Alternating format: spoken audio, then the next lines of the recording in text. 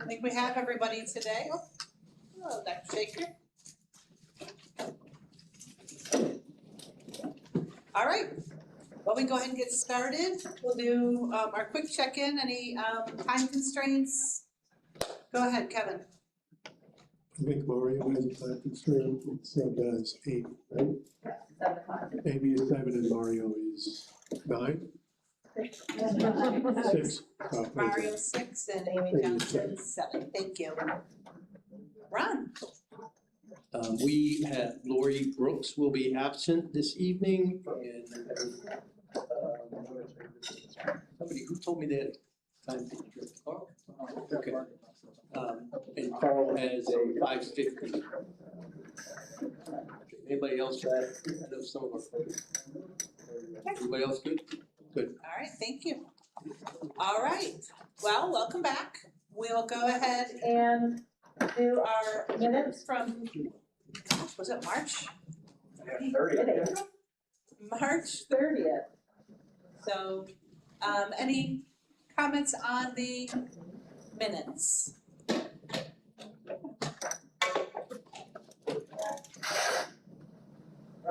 Let's test it. Seeing no comments, can we test the minutes as is? Perfect. Thank you very much. All right, minutes are approved. We can go on to articles. I think last time we left off on Article 7, PLCs. Where would we like to go from here? Kurt.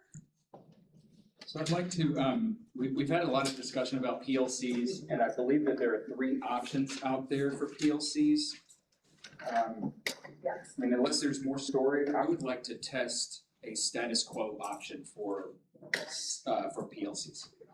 So status quo meaning current contract language? Current contract language, which as we discussed last time, means 1 PLC per person per week. Okay. There has been a proposal to test current contract language. Do we have any discussion about it? Okay, call the test. Current contract language for PLCs. Okay, so current contract language of 1 PLC per person per week. Or whatever the current contract says. I don't know if it says per person, but it says 1 PLC per week. So, okay. All right. Off to a roaring start. Orange highlight already. Now, where would we like to go to next, Ron? I think most of Article 7, if I'm not mistaken, is still issues that TALC brought to the table. I didn't know, I know we've had some discussion on most of these. One of the things I thought too, I know we had a lot of discussion around planning. And is that something that you would be interested in testing as CCL as well? Yeah, we had a lot of discussion around planning, and I think lunch was still out there as well, that we said we'd go with current contract language. I don't think we tested that. Okay. But I'll defer to my team to see if there's any more story or discussion that needs to be had on planning. Just a comment, that as we started bargaining, we stated that TALC has filed a grievance around what we called common planning. I can't remember what we're calling it now. Collaborative. Mandated collaborative planning, whatever we're calling it. So if we go with status quo or current contract language, that would, I guess we'd go down the grievance route and have that grievance heard. Okay. And move on from there. So am I hearing we want to test current contract language on planning time? Yeah, we should probably do each one. You said lunch too, right? So you want to do each one? Yeah, that sounds good. We solved our issue with lunch. Right, that walking kids to and from, do not count towards those 30 minutes at the time. Okay. So I think we could test both. Okay, so testing lunch is 30 minutes on What do we say? Without student responsibility. Without student responsibility. Without student. So current contract language for lunch. We will go ahead and test that. Okay.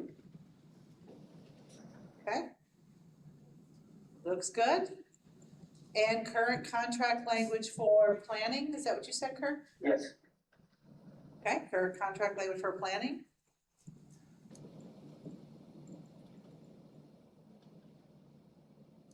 You have a question, Rob?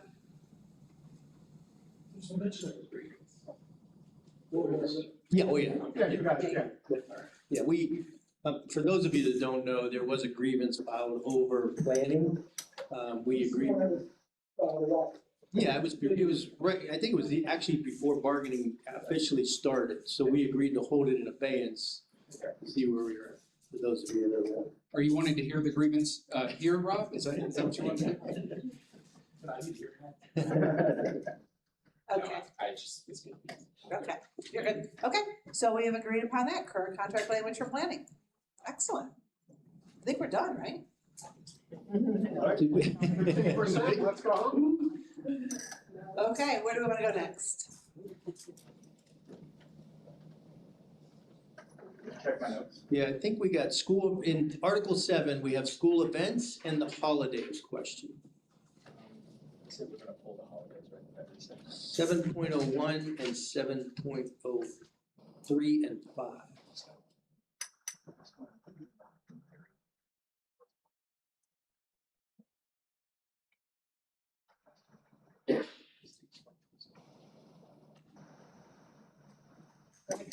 I think we want to pull the holiday question, but I don't really remember because it might have been a day I wasn't here, so could we take a 30-second revisit? And I'm looking at you to help me revisit. So it was around Veterans Day. It was you all said you wanted Yeah, to you- codify veterans stuff. Yeah, you just want to, It's either so paid or unpaid. from what I understand, and I'll just, correct me if I'm wrong. So we just want to codify that Veterans Day will be a paid holiday for all 255s. And it would be then a non-paid, non-work day for less than 255. So what we're saying is there will be a Veterans Day off from this, well, until upon ratification of the contract. And it currently is in that status right now, right? It is. I mean, I know I work at Yep. 255, but, It's only good for 2 years right now. okay.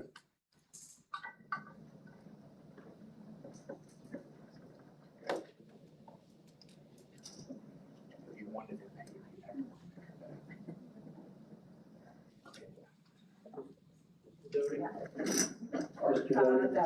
No, not that one. Oh, I'm sorry. Shouldn't be looking, we're looking. Wanted to clarify that obviously we're in TALC bargaining, so the only 255 folks that can be addressed in here are the TALC 255 people. So I'm not sure about the rest of the district. Yeah. Okay, Well, I know that, statute. yes, and the board at this point wants us to include Veterans Day as a paid holiday for all full-time employees And for the next 2 years, we concluded. for the next 2 years. Okay. Yeah. Okay, Kurt? Oh, so sorry. It's okay.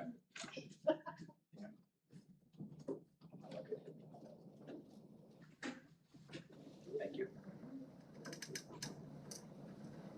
So when you said paid holiday for all full-time employees, that includes 196 day contract? So all of 255, okay, I just wanted to clarify. Yeah, that's good clarifying. I thought the same thing too. Okay. So then, yeah, I guess the option is add Veterans Day to 7.05. But Yes, So as a non-paid, non-work day, right? so the 7.05 is the addition of the holiday pay, right? yes, So the holidays are listed in 7.05, and I believe in 7.03, the work year would be the place where we would say every year, Veterans Day will be a non-paid, non-work day for TALC employees. so then can we pull up 7.05 just so we can see what it says? So just to clarify for folks, when we build the calendar, so Veterans Day is a non-paid, non-work day, which means we have to add a day somewhere, just for clarification for everybody. And Jill has, So, cause I'm on the calendar committee, so I know we have the day off. Adding into the contract, what happens when it's paid for some, and I understand, but what happens when Veterans Day is on a Saturday or a Sunday? Do we have to observe a Monday? How does that work for the people that like are supposed to be paid for the holiday? Like, I just wanna understand. right? Typically, the federal government will tell you what day that Veterans Day will be observed as the work holiday. Does anybody disagree with that? I know that's happened in the past, but that's been the case. So would you be required? So with this language, would we then be required to observe the federal holiday in the calendar? Because in the past, when Veterans Day was on a Saturday or Sunday, we didn't worry about it. Right. But would this require us to now have, like if it's a Monday, let's just say, would this require us to have that Monday off of school? If it's a A Saturday or Sunday, you mean? If Yeah, it's a yeah. Sunday, we would have the Monday off, the Saturday, we have the Friday off. Okay, yeah, because I don't know, I'm just saying, I think using that's how Monday. they usually. That's how they Saturday is Friday. I wasn't sure, just using Monday as my example. Yeah. Yeah. I just, Yeah, so I would equate that to the Fourth of July. Right. So typically, if the 4th of July, I think it's this year, right? Doesn't the 4th of July occur on Saturdays? So the work calendar has the observance. Typically, if it's on a Saturday, you celebrate it on a Friday. If it's on a Monday, you celebrate, or Sunday, you celebrate it on a Monday. So your question actually was, so we would observe it. I got it. Oh.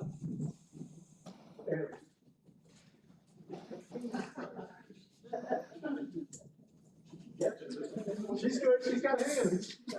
So I just did a quick little Google, and in 2028, Saturday, November 11th, Veterans Day would be on a Saturday, and it says the expected observation would be Friday, November 10th.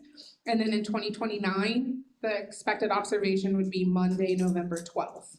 So, but I do see Jill's question, that what would we do now, have to take, and don't make it a hurricane makeup day.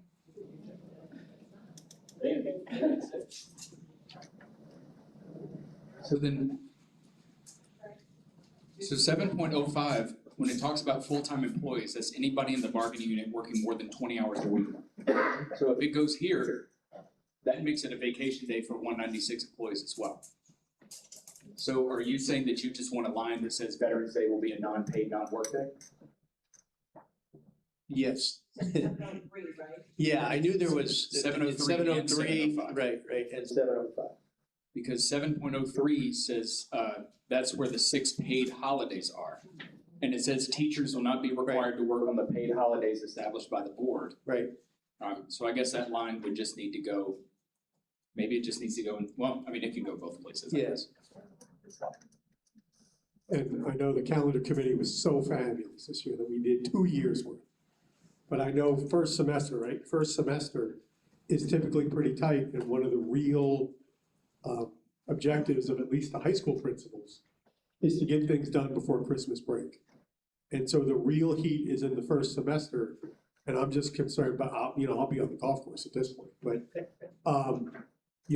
the idea that that day, even though the board has kind of mandated it, nobody has really thought it out to the idea of when we have to develop the calendar in 3 years, that may necessitate, there's nothing we can do but have the first semester end after the break. I mean, the board's kind of made a decision that said it shall be off anyway, but I'm just, that's kind of where I'm at, like 3 years. Yeah. Jill? Go ahead, Jill. I don't know.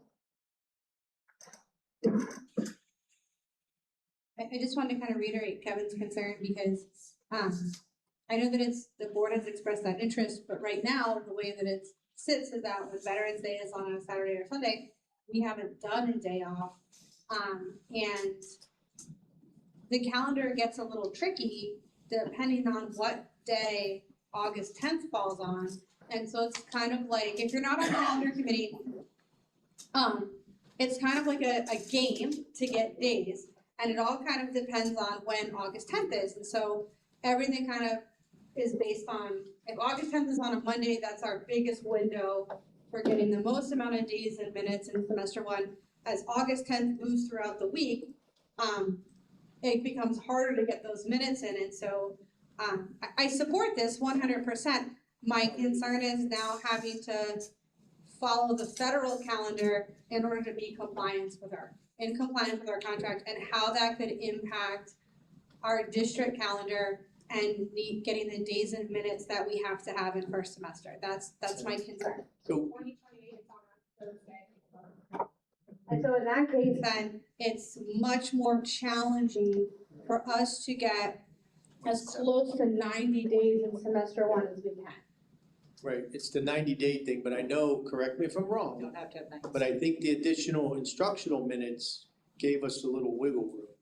It does give us wiggle room. Right. You're 100% correct. Right. But the closer we get to Friday, Yeah. the less wiggle room we have, and that's where we end up with a calendar where semester one is pushing like 86 or 87 days. And yes, our instructional minutes give us extra time, but when you, from the perspective of a teacher who's taught a tested area, yeah, we have those extra minutes. Yes, we have some hurricane makeup days. Yes, we have wiggle room. But if we have to close school for a day and we don't, let's say, use a hurricane makeup or whatever makeup day is called, yeah, there's extra minutes, but my pacing calendar, everything that I've planned for first semester, second semester, we do backwards design, right, is technically now thrown off by a day. So yeah, the minutes are great, but in my view, they don't solve the losing a day issue, because my minutes are, the minutes that I get are based on like what I'm gonna do that day as a teacher, right? So I don't say, okay, well, I have all these extra minutes, I'll just have a couple of days in my pacing calendar that are blank, because I have extra minutes, and then I can fill in later. I hope I'm explaining this well. So, so that just becomes, we have, like I said, we have less space. And so the other thing too is we have to think about what we really want to balance our quarters and our semesters. So if we push like 86 days, and we've done this before, and then it's 94, just like we ended up in a situation trying to balance third and fourth quarter on one calendar, and one was days heavy, that affects student achievement. That means in one semester, they have less days to get assignments completed and turned in to earn the grades that that child chooses to earn, compared to another semester. Same thing with the quarters. If you have a child who wants an A, and they have less days to earn that A or to get that work done or to retest, it affects student achievement.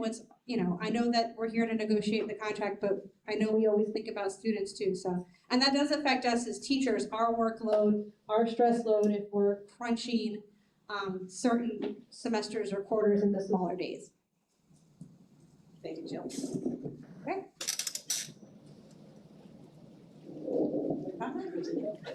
Kevin? I think again, we need to reiterate in our communications that what we're agreeing to is what is already happening. Yes. Because I think people without that explanation will maybe see it as, I'm losing a day of pay, so I think like many of the things we discussed tonight, when we do our JC tomorrow or whatever, Yes. we just need to say, listen, we just agreed to what was already happening. We just agreed to what was already happening so that people don't, 'cause they'll hear that and just take that part and go, oh my God, I'm not getting paid, or I'm getting paid, and so I just think we need to always reiterate it's what we're currently doing anyway. We just codified it. Okay. All right. Want to test now? So Kevin does want to test, okay. What? I Testing. thought we were testing. The option reads that, Veterans Day will be A unpaid non-work day for employees less than 255 days.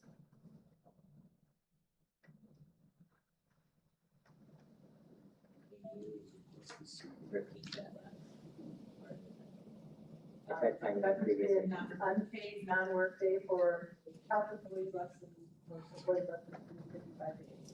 Because they are.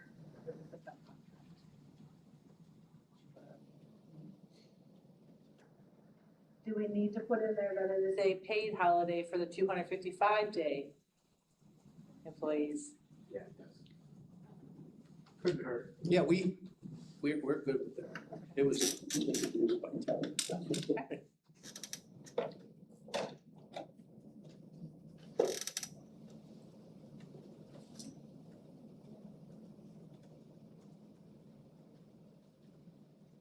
Okay, Kurt, ready to test? Sure. Okay, we'll test this option. Disagreement today, excellent. Okay, thank you kindly. Okay, anything else in this article that we needed to go through? Kevin? So I think the only thing that is out there is the school events. And really, I know we sit here and in the vast majority of places, I think the calendar committee works. And I think, you know, administrators are pretty good about being able to plan at least a semester at a time. But we hear from enough people that school events magically appear on the calendar. And they're not on the school calendar, and they're not, you know, and the expectation is they're there. And so I think this is a opportunity for us to kind of say, you know, if you're already working real well, and you're already got everything on there, and you don't ever spring anything on your employees, this language isn't necessarily, you know, this idea isn't necessarily gonna be a problem for you. But if you're one of those people who says, oh my God, I gotta do another event, and I gotta do it in 2 weeks, this language may be a problem for you. So I think the idea is to have some teeth to the idea that an event that wasn't on the school calendar that everybody should be developing isn't necessarily, you know, outside some really extenuating circumstances, is not a mandatory event. And we can have kind of a hook to hang our hat on with that.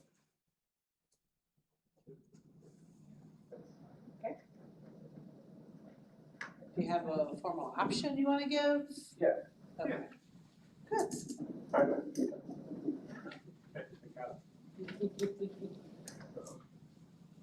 We're gonna be a pasted in, just right there. Yes.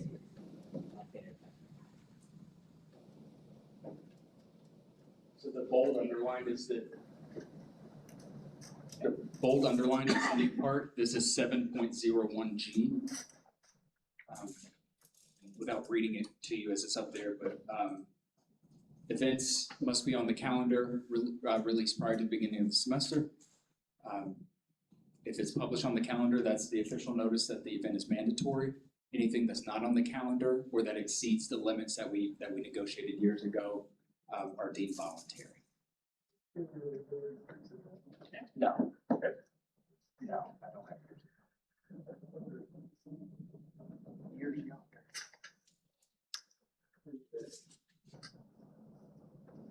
Any comments or questions on that? So there's no more than 5 in a school year.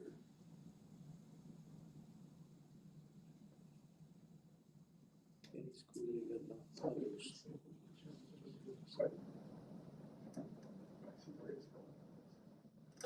How do you do that? By the way, how do you do that? What, 2 per semester, no more than 5? Yeah. It's what we, it's what was able to get it across the finish line. Okay, because I'm not.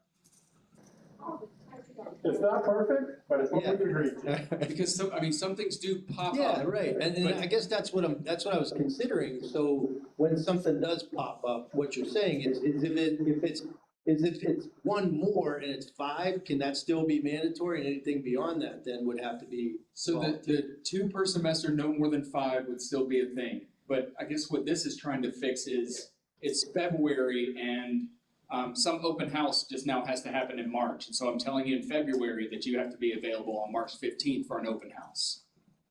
It's those kind of late noticed events, and that seemed to happen a lot this year. Right, so.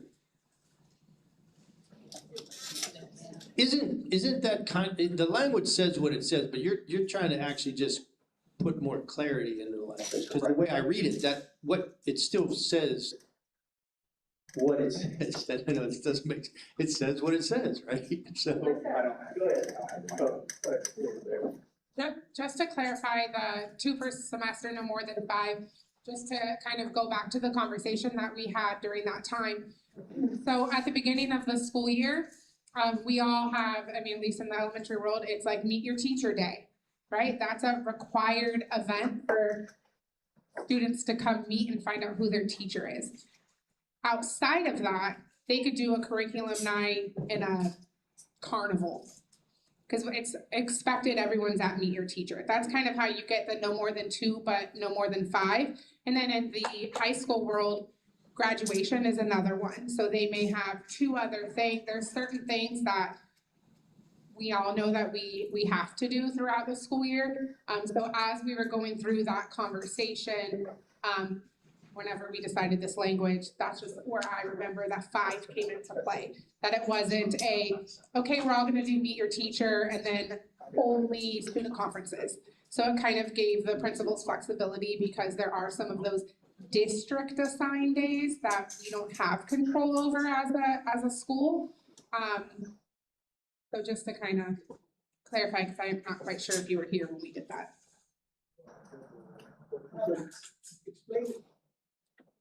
Explain to me what the difference, so a district required event would be what? Oh, And school choice, meet your teacher night, right. the like But, open house. and those are put on the calendar by the school? By the by the district, district. so So like that, those don't count? the open, well, that counts as the 5. Okay, Like the open houses, like all elementary schools are on this day, all middle school is on this day, all high schools are on this day. okay, We used to be able to pick, and we used to be able to do a waiver, a lot of us chose to do the Saturday open house. right. And then we gave up the in-service day in February. So there can be the 5, but then it's like 2 additional ones per semester, Oh, like a curriculum night. And that's where some of Okay. this comes into play, where if a principal has not notified you that we're gonna do student-led conferences and math night Right. in second semester, one in April and one in March, and Yep. all of a sudden they're like, oh, by the way, we're having a math night and it's mandatory. We're just asking that is notified, the mandatory events are notified to staff prior to the start of the first semester. right, So that way we can make arrangements, and if they're not, then it's voluntary in nature. okay. Any principals have any questions or anything? Go ahead, because I'm kind of relying on you folks based on that. Oh, I'll forget you. it's the labor microphone. It's not on. Okay, yeah, because generally speaking, in high school, we only have primarily 3. The preschool open, that's by the district, the student choice assignment 1, and then graduation. So typically in high school, those are, that's it, pretty much. So I can see, probably, not what everybody does, no, nothing like at night, no, we don't do that there, just the way you can schedule it. So pretty much in high school, the only thing I wasn't sure, I wanted to get clarification, the waiver process, is that archaic now the way that's what I was trying to figure out. That's what I was gonna say, so that language there is not relevant to the day, I mean, it doesn't mean to take it out, but I don't think it's. No, relevant to- it's not okay. I can explain. Okay, that's why I wasn't sure. Randy, I'll put you this down. I was trying to look it up, so I told everybody, but yeah. I'm glad you brought it up, I forgot.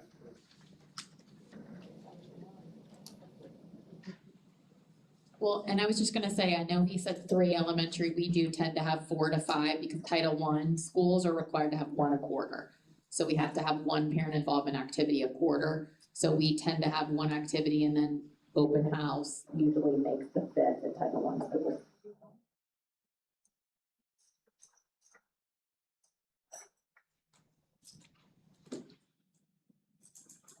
So to clarify the option, imagine a calendar where there's 5 events already scheduled. Yeah. And we're at April 13th. And then this magic 6th event pops up. You could use the waiver process to waive that part of the contract. The waiver process is probably the most powerful piece of language in the contract, because it allows each building to waive almost any part of the TALC contract to respect those special idiosyncrasies, at each school. But imagine a world in where there were only 4 events on the schedule, and we're in April, and this new one pops up for May. What this language would do would make that voluntary because it wasn't on the schedule at the beginning of the semester. And this year, it was the student-led conferences that really caused some angst because they were scheduled with such short notice. And I mean, teachers are working second jobs. I mean, there a whole host of different things. We would like for anything that's not on the school calendar at the beginning of the semester to be deemed voluntary. So if you're, Carl. for clarification, if you're planning on doing student-led conferences, you gotta plan out from the beginning of the year. The beginning of the semester. Yeah, you need Semester. 5 semesters to have a calendar. Correct. Only because this is a mixed scenario. I was wondering about the waiver, but, there have been times at the high school level that because of facilities with graduation and things of that nature, that we can't give a date. You know, what I do, I'll put out a graduation Yeah. date to be determined. I just want to make sure. Yeah. That, everybody knows graduation happens. Correct. But, I just wanted to kind of say, Understood. all right? So in essence, you would, on your calendar, put graduation TBD, and that counts as one. And I put it, actually, I have it in my handbook, because those 3 that we have, Gotcha. they're like clockwork. And so I can almost always tell them that. I just want to answer Carl on that. I could whisper, but maybe go with the record. And that's why we did it by semester, because normally by the time we're entering second semester, we've been told at least the weekend of graduation, if not our actual date.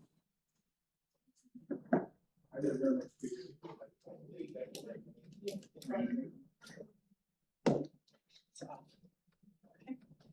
All right. Any other questions or comments on this? This is it in Article 7, right? Correct. Okay. I would just feel better if you gave me 5 or 10, just to touch base with the team, but I think we're good when we come back. Okay. 7-minute caucus, I've got 5:05, so 5:15. Will you be caucusing? No.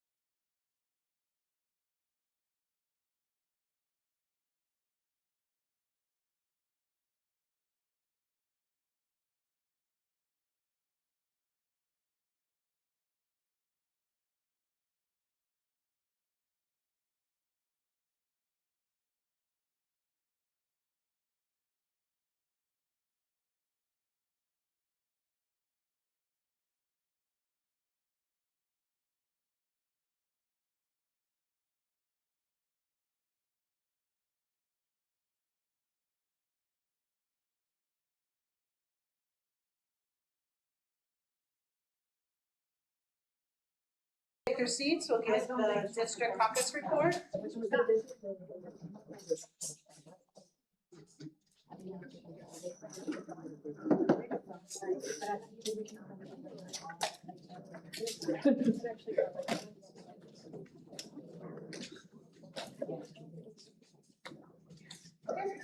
Go ahead, Ron.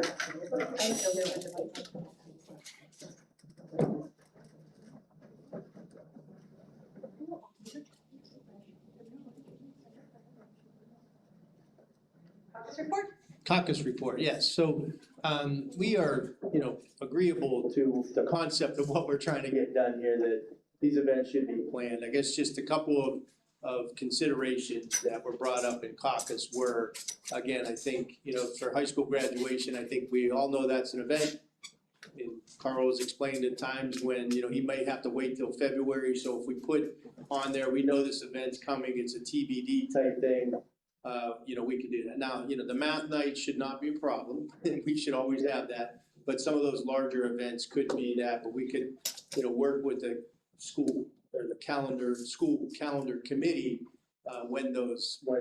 should that situation occur. And the only other thing is, what do we do if, we have an event scheduled and it's a calamity day?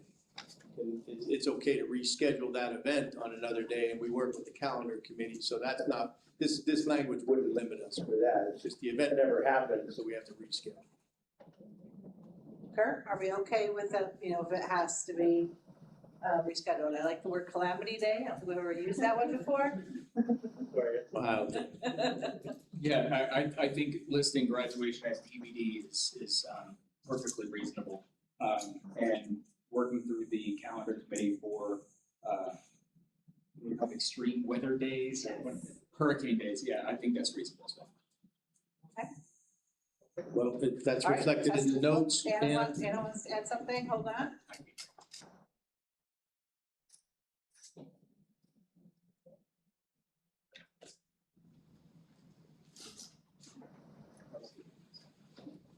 I just want to clarify something you mentioned. So let's say that we have we do a spring carnival and there's a calamity. And now it's rescheduled for 2 weeks out.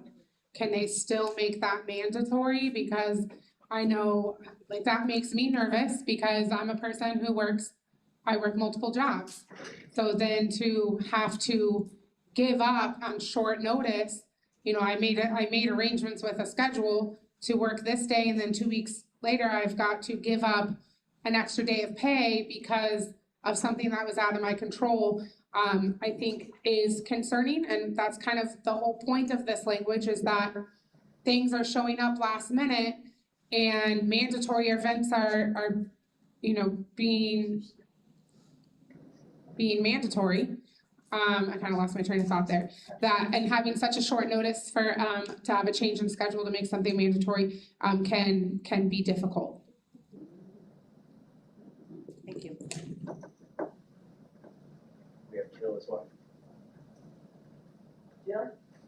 And I just thought, going along with what Anna said, she might be able to rearrange her schedule, but there might be a person, if they're given short notice, cannot change that. So I agree that that's why we have this, and calamities happen and sometimes things have to be rescheduled.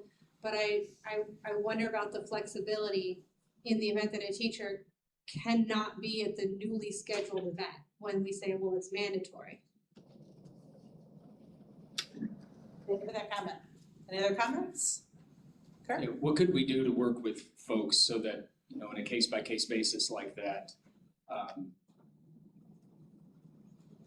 I don't really know, I'd have to think about how to edit the language, but the words we used during COVID were grace and compassion. How can we insert some grace and compassion there to work with these one-offs? I mean, I don't think anybody's opposed to saying, if in the event that an event has to be rescheduled, and there's a conflict that arises with the teacher, then something kicks into place, meeting with the principal, something along those lines to allow for, and maybe, if there was carnival, whatever, that would be hard to make up. But if it was like conferences or something like that, maybe you can make some arrangements to contact his parents outside of the schedule.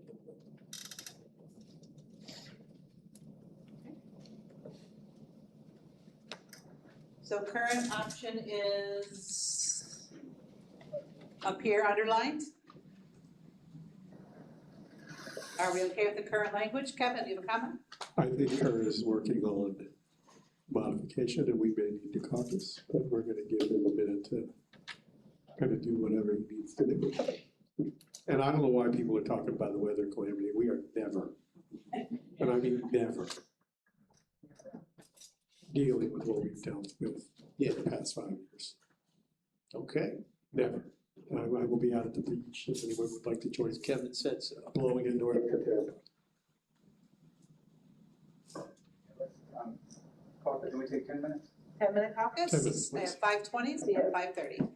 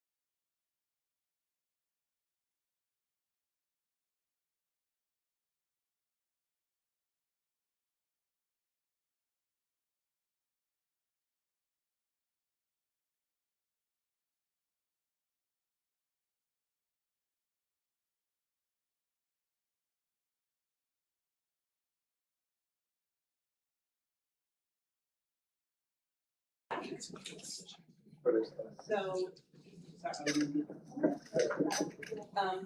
Kirk, give caucus report for us. Yeah,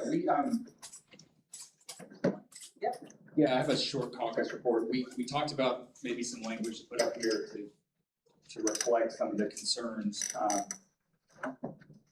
Second jobs, taking care of parents, other family members. Teachers really plan other business is the only word I can think of. They really plan outside of work activities based on the school calendar. And haven't had a chance to type this up. I'll do it in real time. But we're hoping the language that we'll add will give principals the flexibility to respond in real time in a way that respects teacher obligations that are already planned outside of the workday, which our talk just kept going back to morale. Really goes a long way with employee morale. Do you want me to just add it to the end of this sentence, or do you want me to put it somewhere? Like, how would you? Do you want to amend your proposal? Yeah, I'll do that. I'll just amend it, just put it at the end. Okay. Any questions or comments from anybody else while he's doing that?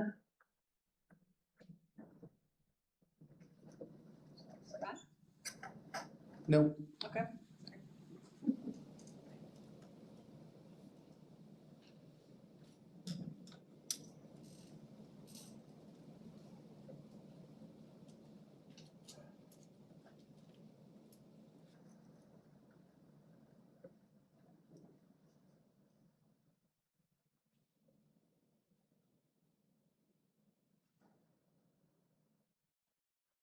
Oh man, that was good until that word. I wish you could have put cooperative.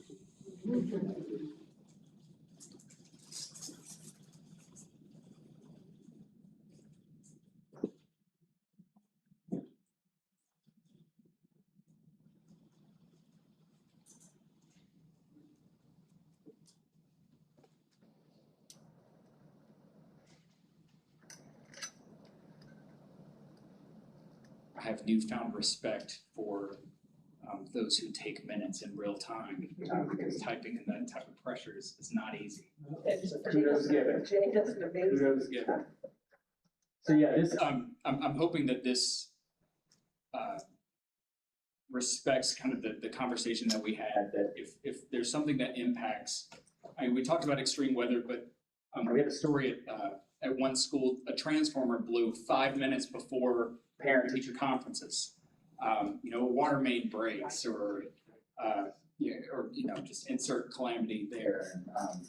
And in this case, the principal would work collaboratively with staff, and if some people can't make it, then that last piece would just kind of hold them harmless. Comments, questions, concerns? The district team, any comments or questions related to that? I think that about covers what we talked about.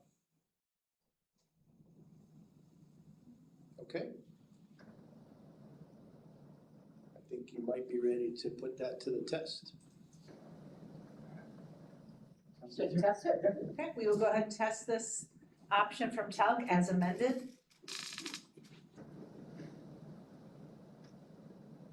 Ready? Okay. We can live with that. Thank you very much. Okay, where do we go next?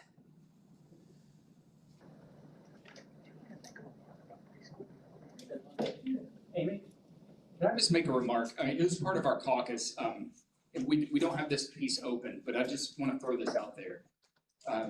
It would be nice, as we talk about school-related events, that we get to a time where preschool week calendars are built well in advance and given to folks so that they know when open house is, when the district in services prior to that first day coming back, just so people can plan their lives.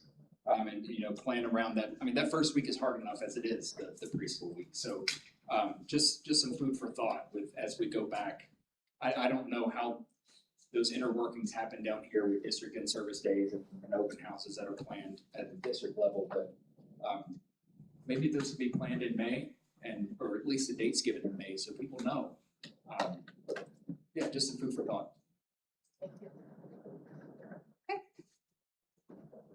Where where should we go next?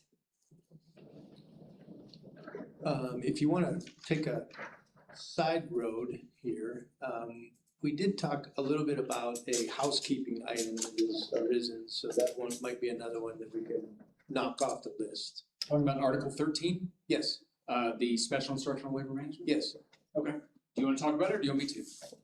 go ahead. So, we have a committee that's been meeting. Man, should have prepared for that. I don't even know how many years. 2018 is when I remember it. Really? It's been that long? So, it's the special instructional group, you know, if I start naming them, I'll forget them, but you know, psychologists, nurses, OTs, PTs, social workers, elementary trainers, athletic trainers, BCBAs, I think that's all. SLPs, I think is one I missed. If I missed one, I'm very, very sorry.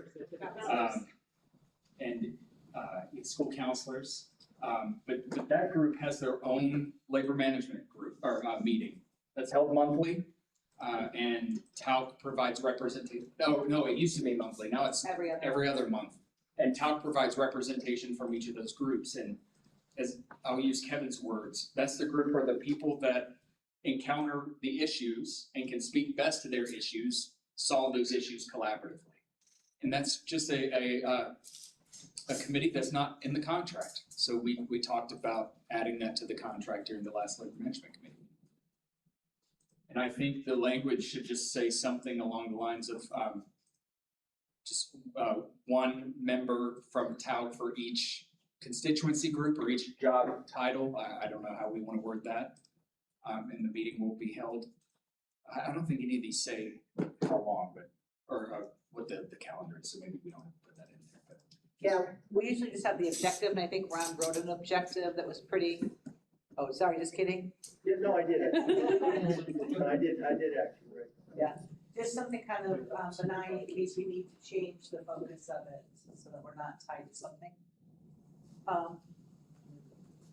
I did enter that into the agenda, I think. I see Okay. Jay there, right? I Yep. think that's where I entered it, I believe I did. So, striking the targeted support school committee language and replacing it with special instructional, and again, I just took a shot at the language, I wasn't sure how often or that it met, so I put special instructional committee as a standing committee that meets. I put 2 times because I wasn't sure what that was, we can adjust that, we're open to whatever that may look like. The special instructional committee shall include membership from all special instructional positions and representation from the school district supervisors associated with the special instructional areas. The other committees just say meet on a regularly scheduled basis. Yeah.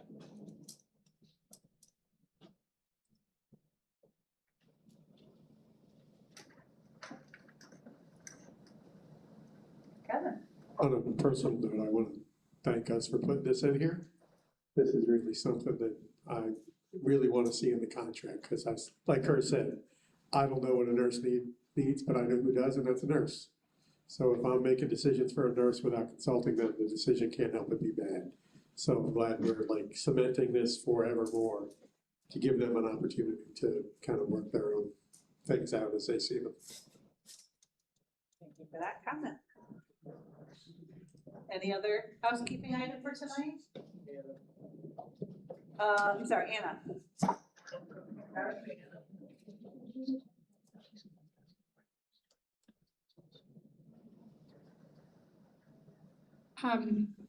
So I just wanna, we're getting rid of targeted support school committee. Yes. So that committee is going away and we're replacing it with a special instructional committee? Yes.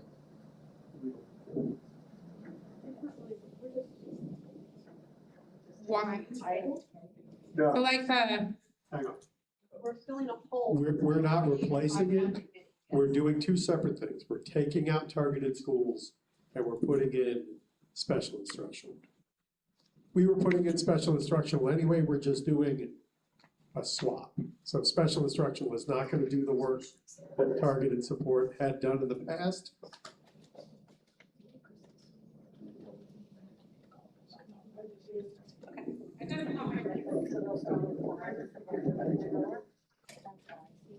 make it bigger?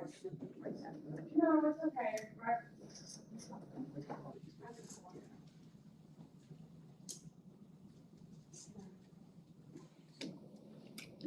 Okay, so this is a housekeeping item, so do we need to vote on this? Yeah, and can we take a very short call, cause I forgot about this when I spoke to the team before we met. Okay, If we could just caucus for maybe 7 minutes, sure. we'll be right back. And 7 for 10, I've got right now 5:47, we'll see you at Yeah, 5:57. Thank you. You can look over to the budget, but not to the Yeah.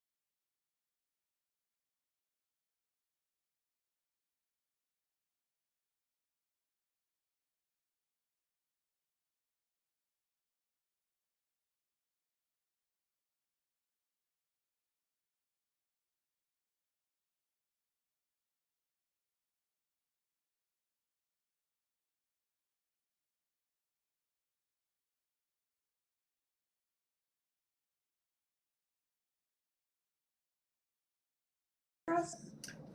Yeah, briefly, and some of my colleagues on the team want to add some story to this. We spoke about kind of some of the conversation we had at TALC Labor Management last Wednesday, and the need to add this committee in the contract. We spoke about how we aren't substituting the targeted school. We're not substituting the special instructional committee for the targeted school support committee. The option is to strike targeted school support committee and add the special instructional committee, which would just go in its place basically. And I think some of our team members had some story they wanted to add before we test it. Who would like to start? Anna? You want this one? Sure. Jill? Jill? Okay, I'll walk it over to Anna. It's done. Oh wait, is it? So I wanna say, I was trying to remember when this committee started. I wanna say it was maybe 2016, 2017. And at the time, we were looking at a $5,000 incentive for schools that were deemed turnaround. And of course, turnaround is turned into DA and all other names. But the committee came from a place of realizing that there were real issues happening, and that I asked for the bargaining because we kept putting supplements into certain schools.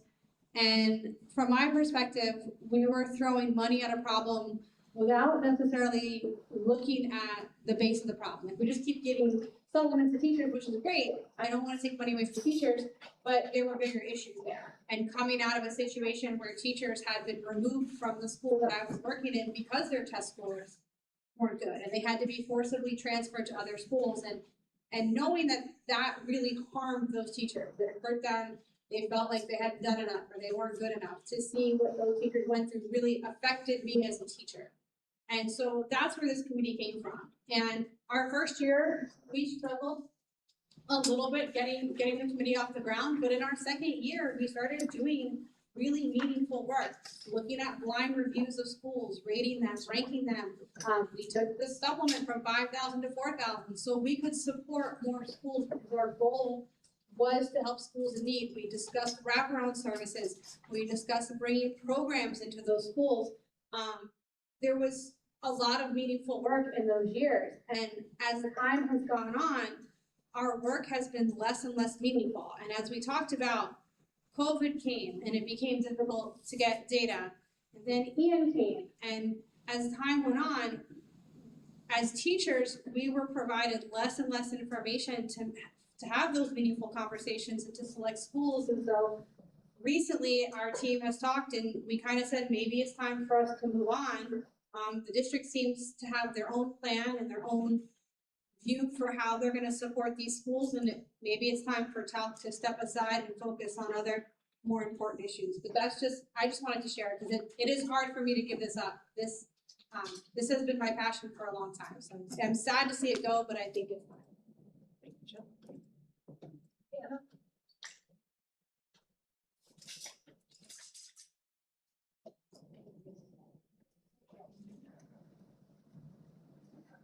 Yeah, I definitely want to echo a lot of the things that Jill said. But I definitely was, especially the way that it was presented, and maybe that wasn't the intent of it, that it was just, hey, we're striking this committee, and to me that reads as now we're calling it this committee. And so I was a little confused at first on how a special instructional committee could do the work that has once been done in the what was called the turnaround committee. I know I did not come onto that committee the first year that Jill did, but I have been on since the second year. And it's always, as an employee, that's always worked in some of those tough schools. It's work that's been very near and dear to my heart. It is, I've always felt how important it was to advocate for the needs at those schools that go beyond what a regular teacher does at a regular school, whatever that may be. Because the work that is done inside of the walls of these schools every day is extremely meaningful, at times can be very difficult. I know that, like Jill said, the work has changed over the years, and especially this past year, it was a drastic change. And I know we spent several sessions here at the bargaining table trying to discuss how to support these schools. versus doing that work in a committee. And I can say, unfortunately, the plan that's in place now, I know firsthand a teacher that has a high impact teacher that walked away because she was excluded from this, even though the work was still going on. And that's very difficult for me to see this committee go away, because I have always believed that the work that we've done is extremely meaningful. But like Jill said, I do think, if it's not gonna be a collaborative process, to support those schools, then we need to not have a part of it.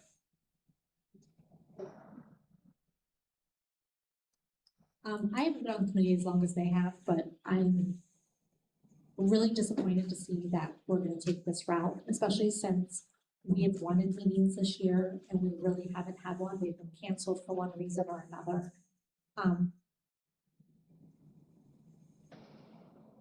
The schools that need support. And I know one of the comments this year was, oh, we don't have data, but we do have data. Our schools have taken PM1 and PM2. And those are good indications of what a PM3 is going to look like. And to ignore that data and to basically, I'm not sure the word is I'm looking for, but like put us off and not talk to the people that are in the trenches and know what's going on out there and talk to the other people is really disheartening. And it's like, I feel like, and I felt like this since last year, that the district just wanted this to go away. And I think now you found a way to make it go away. Okay. Any other comments, questions?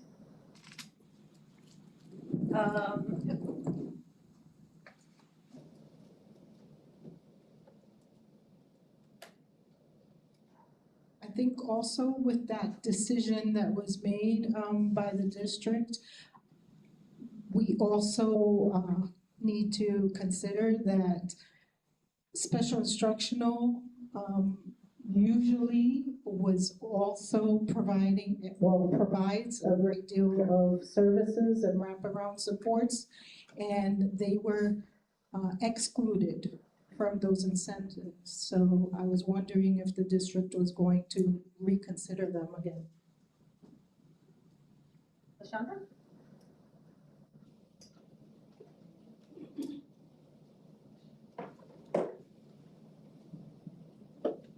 I'd like to just quickly speak to how the change and how the incentive, how it was given and how it hadn't happened previously, how it's affected a school like my school. Okay, hold on, that's not a bargainable issue, is the incentive? No, I just wanted to get about The targeted school, okay, I'm sorry, I apologize. Still talking about the targeted. Okay, I apologize, thank you. Just how the committee, like the decision to change up how it's affected our schools and how it makes sense to just relate it. As Anna said earlier, we lost a very dedicated teacher at our school based on the fact that she felt unsupported by the school. A lot of feedback from that it's affected us, it's affected our school, it's affected our school in general. So I just want to make sure that you guys know that with the incentives and all that type of thing, how it's affected us. And I guess it might be unintended, but it caused a lot of trouble. Not just with teachers, but with the schools, with a lot of students. So just want you guys to know that.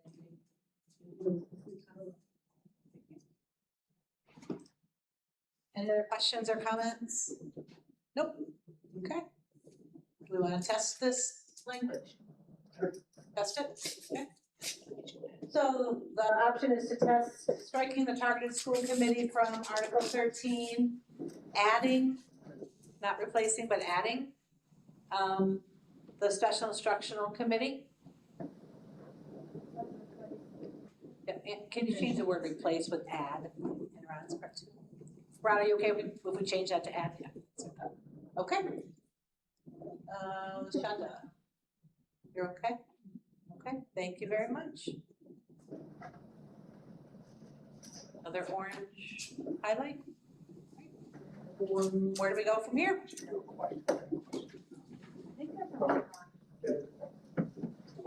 Kevin? So, not to plug my own appearances on TV, but maybe I'm on Wink tonight. Talking about bargaining and, kind of the budget stuff. And so I think we all need to acknowledge that the Florida legislature has again not performed their only job, which is to pass a budget, which impacts the district's ability to pass a budget, which impacts the district's ability to get a good budget to schools, which impacts the district's ability to bring bargaining authority forward here for us to negotiate. I think it's probably 6 to 8 weeks from tentative agreement to the time everybody has signed off on it. Right, between us, right, finishing the deal, us having 2 weeks off, getting our people to vote on it, getting the school board to vote on it. It's probably 6 to 8 weeks, and so I think our self-imposed deadline is probably not gonna be met. And so, I know there's a new legal requirement for TISA, and we can talk about that if and when the legislature decide to get their act together and do what they're supposed to do. But I think, we need to talk about what happens if we have to come back in August to deal with salary outside of TISA. And so I think it has been the past history and expectation that you know, pay dates back to a certain amount, and retro pay is kind of the expectation.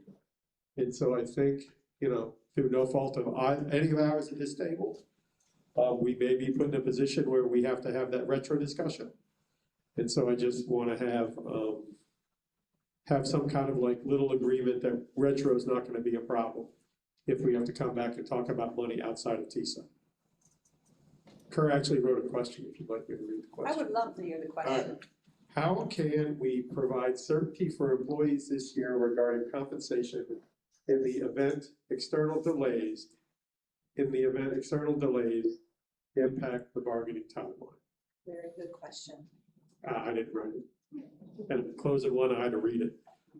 We also have an option that was written for me.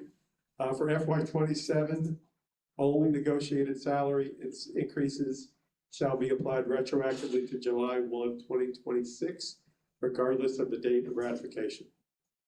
Again, I think the TISA money. Can I give that to Jay?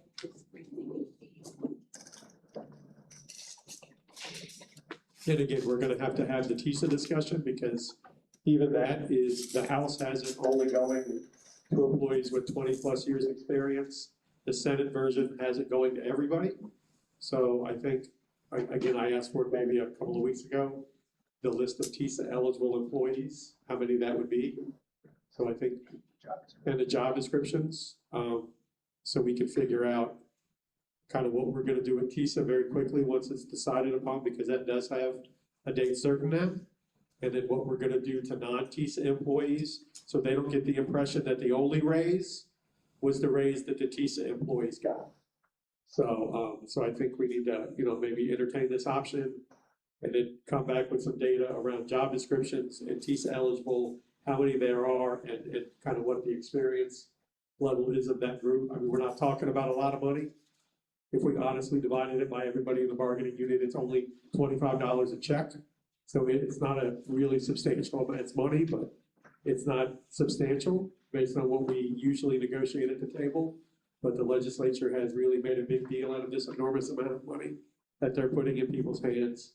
So I think we need to pay some homage to that and get that done, but also have the idea that retro is out there and non-TISA people will also be made whole around the fact that maybe they didn't qualify for TISA.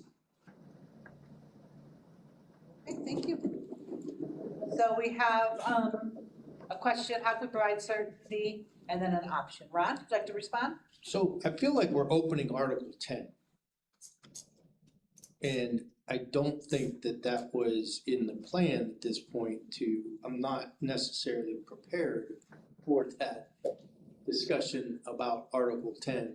We were kind of prepared to finish off what we had in Article 12 for this evening and have not even really addressed that. Okay, I mean, to me, it just seems like we'll do retro. I mean, will we do retro?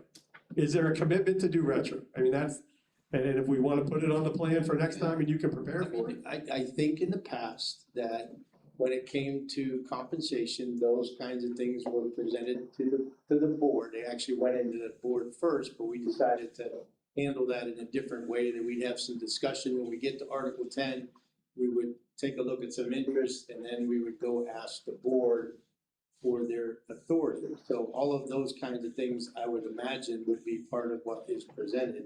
Unless I'm missing something, that's all part of Article 10. and I guess, I mean, and I don't necessarily wanna do it, but I think we need to have some discussion around TISA sooner rather than later. And so that is opening Article 10, but that is also, I mean, that's not board authority money. That's, the governor's money and the legislature's money. So, I mean, at least around TISA money, we need to be able to move relatively quickly. Because as far as I know, there is no special session planned for the rest of this month. I mean, they wanna talk about redistricting and property taxes, but they're not talking about budget. So I think at least on the TISA end, we need to be able to move relatively quickly to meet their July 31st deadline. Again, I don't have enough knowledge about the new legislation that passed and why now we have to have some determination by July 31st, but I thought it all had to do, it's all triggered by the budget proposal being signed, and then that legislation came in, unless I missed something, unless you have some different information. Well, I mean, again, and TISA will be in the budget, so it does have to be signed. Right. But if they sign the budget on June 30th, I'm out of town half the month of July. Right. It's summer, we traditionally don't park. So no matter what the TISA amount is, I think we can come up with hey, we're just gonna divide it by everybody that is eligible, and the people that aren't eligible are gonna get the exact same amount, except for that amount is coming out of board authority. Because again, they made July 31st because they made July 31st. They were not required to have some kind of reasoning behind it, other than those doggone unions, boy, they don't want teachers to get raises. But those doggone legislatures don't want to give us the money. So I don't know, like I told Wing tonight, don't blame me when you're the one not closing the budget out. If you closed the budget out when you were supposed to and we didn't have agreement, maybe I'll eat some of it. So I think we need to be ready, at least on TISA, to move relatively quickly and be prepared for it to be late. Because like I said, as far as I know, there's no special session for the rest of the month. And then that puts us into May. And then that puts us into June. And then the July 31st expedited whatever proceedings that no one can define will kick in for the TISA month. So, I mean, again, I can understand, I want to talk board authority, but this isn't board authority money. This is money specifically given by the legislature that they have said out of their own mouths, our representatives included, that we get in the way of putting in people's pockets. So let's make an agreement very soon about theoretically what we're gonna do for this money, so as soon as they pass it, we put it in people's pockets.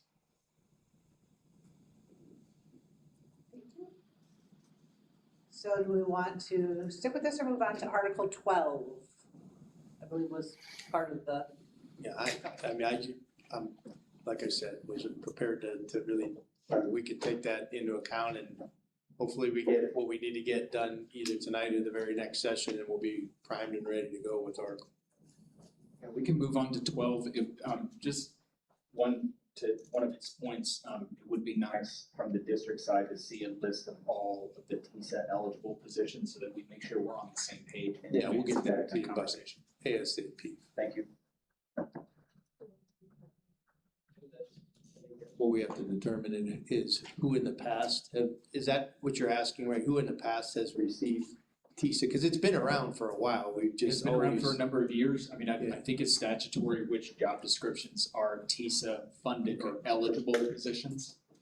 Yeah. We've got a request into budget for that. I'll have to double check my email. yeah. I don't believe there's been any changes in the last maybe 2 years. I think the latest one was adding pre-K ESE teachers as classroom teachers as defined by statute. Which always blew our minds how they were not classroom teachers defined by statute. Right.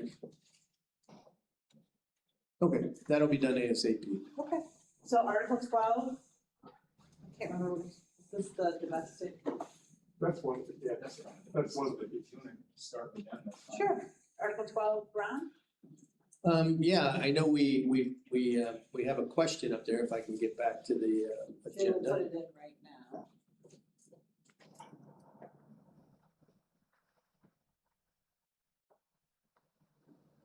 Oh, that one, yeah.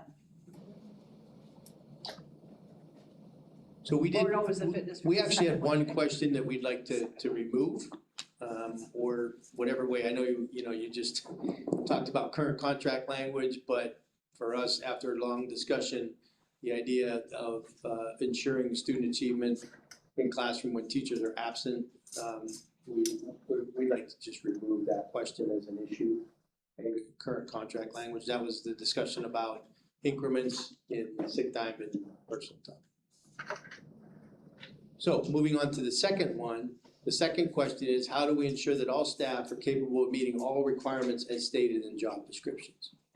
And so the story behind that, I think we've had some conversations about, we have some fit for duty language, but spread out in some different places in different areas.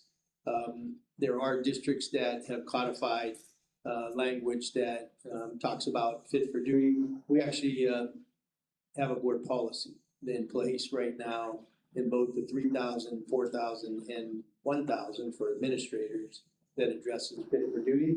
So that's, we thought maybe we would, I don't know that everybody in the district understands that we actually do have a policy for that, because we do get a lot of questions like, what do we do for, and we primarily look at fit for duty in relation to leaves and tend to attach fit for duty only when someone's coming back from a leave. And like, it's required by FMLA that when you, in order for you to come back to work off of FMLA, you have to have a doctor's note that says, you're ready to return to work. We've always referred to that as fit for duty.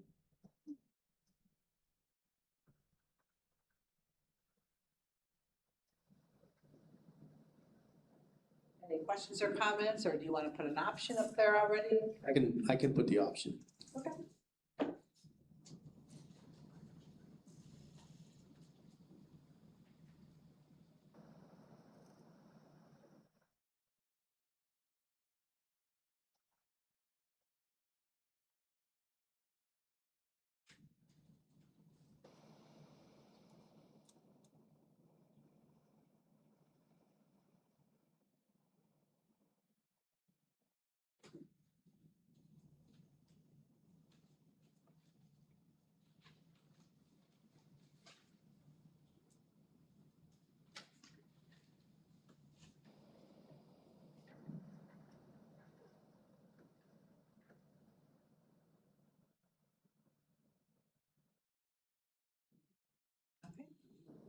So we have the language from this is from the board policy? It is the language taken right from the Board board policy 31. Hold on.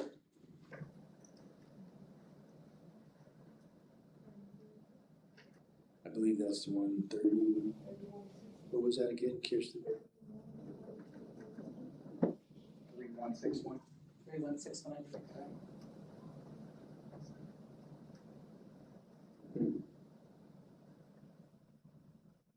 3161 is what. Yeah. Yeah. Okay. Falk, any comments, questions about the option? Oh, sorry.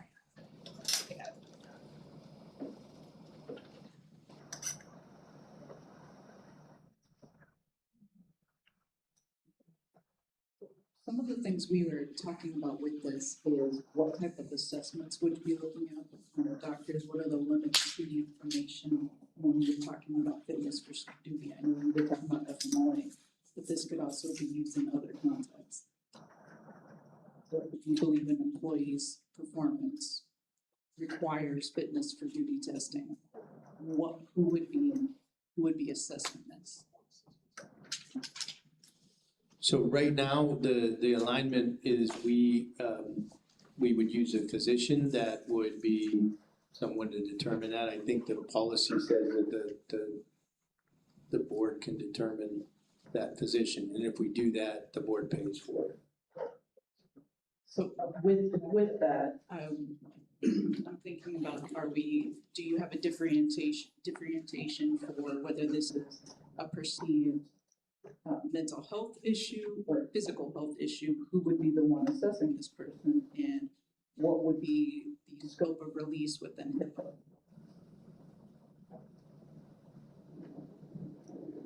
I believe that's in here. So the staff member will be required to execute a release that complies with the requirements of HIPAA in order to allow the report of the medical examination to be released to the superintendent. So I believe that the superintendent or his or her designee would be the one responsible for handling any requests for a fit for duty. So any supervisor can make a request for a fit for duty assessment. I'll bring it back to you. I'm just curious where this is going. There's no, like I can see it's 1202.7A, that there's language for fitness for duty. Are we adding this, striking this? Is it new language? What's that? I just wanna see with the Yeah, place of it. I think it would be new language. We would have to figure out from here where it fits most appropriately. Yeah, the language that we have there now is basically, yeah, I think it's really aligned to when somebody's returning from a leave. Yeah, so it's really kind of aligned to that. But I think the discussions that we've had amongst many of the different employee groups was, we don't really have specific language for when any supervisor or anybody requests an assessment for fit for duty.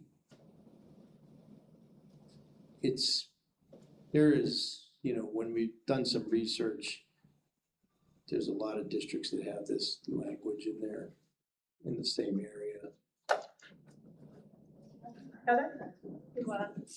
I feel like a lot of more clarity needs to be given to this language, because I feel like it leaves it open for a lot more of invasive health questioning within this to be justified, because I understand what you're stating is that it's coming back mostly from FMLA and having that, but this doesn't say that. This is talking about at any time you could say fitness for duty, what exactly are we assessing?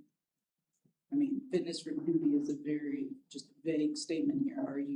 Is this falling under mental health? How far out are you going with this? Are you requiring additional testing? What are we doing with this?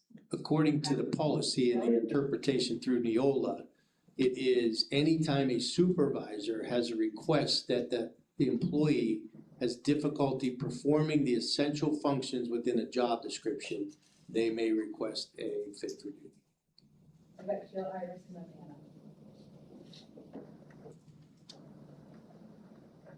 So my question is around, the documentation that would get brought forward to request a fitness for duty, right? So what's that, and maybe this is a question you can't answer right now, but what does that process look like? Like, maybe one day I'm just having a rough day and now all of a sudden I can be put up for fitness for duty, or how many incidents would need to occur before we say, I don't think Castellano can do this job anymore. She's really like a few French fries short of a Happy Meal. You. Okay, I got Anna, and then Ron. And I was your question was asked, correct? Yeah, the parameters, like what the parameters. Okay. So my question is if this is already board policy, what is the purpose of putting it in the contract? As I stated before, I may have missed that, was I feel like we've had lots of discussion about how do we, we've had some issues that have arisen from different employees, not just instructional, but also classified staff as well. And even though the policy exists, I don't think people realize that it's there. And so to put it in a collective bargaining agreement would, basically, a lot of people do refer to their collective bargaining agreements before they go to board policy. So it would just be a way to kind of present that this is our board policy. And I think we've done that in different instances across the contract too, where whether it's legislation or board policy, because it's been an issue and people don't understand it, we put it in the contract so it's easier for them to follow. A lot of people don't really even know how to navigate their way through Neola these days if they're not familiar with it. Yeah, so sort of the order of operations in the law is the collective bargaining agreement supersedes board policy. But this policy is referred in the current language, which is up on the board at the bottom. And I think this is being done for clarity. We developed this language 4 or 5 years ago with TALC.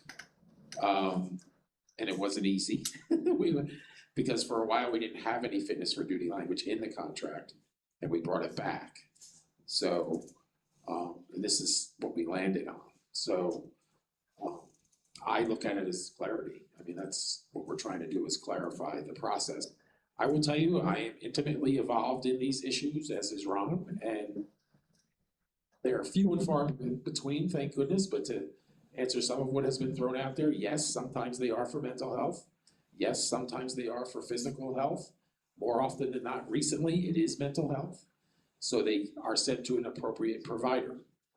More often than not, the person is cleared to come back to work. So, and there's no further questions asked. Shay? And then Nina.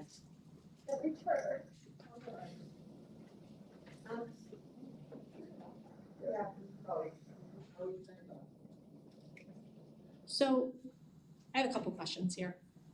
My first one is, it says, essential functions of the position to which the staff member is assigned with or without reasonable accommodation. Can you further explain that a little better?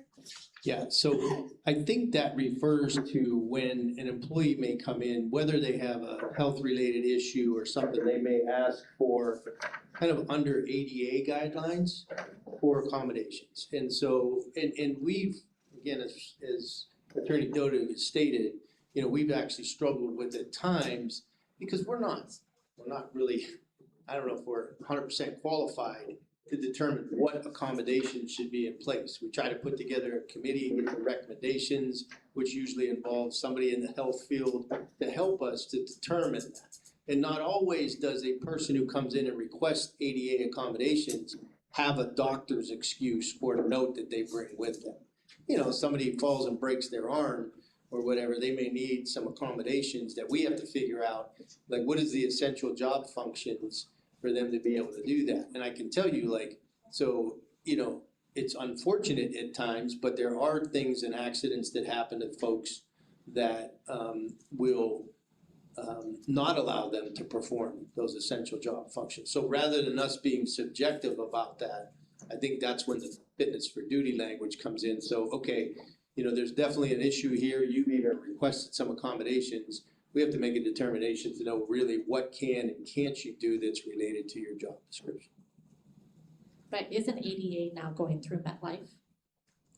Well, yeah, we will eventually, again, so that would take place with the committee that we have to determine that. And again, ADA, at MetLife, in some situations, I would assume that they will say, we're not sure that this person, based on the accommodations that they're requesting, is able to perform any essential job function. Therefore, that would be a trigger for an assessment of a fit for duty for that, based on, and it happens with workman's comp too. So, we've had some conversations when somebody comes back from workman's comp, can they come back intermittently? Should they come back, full scale, or do we need to make additional accommodations for that person? And there's been determinations in the past that even unfortunately for some folks that have been out of work, when they come back, they're unable to perform any of those jobs. And again, that's where all of this language has been in place and applies in certain areas.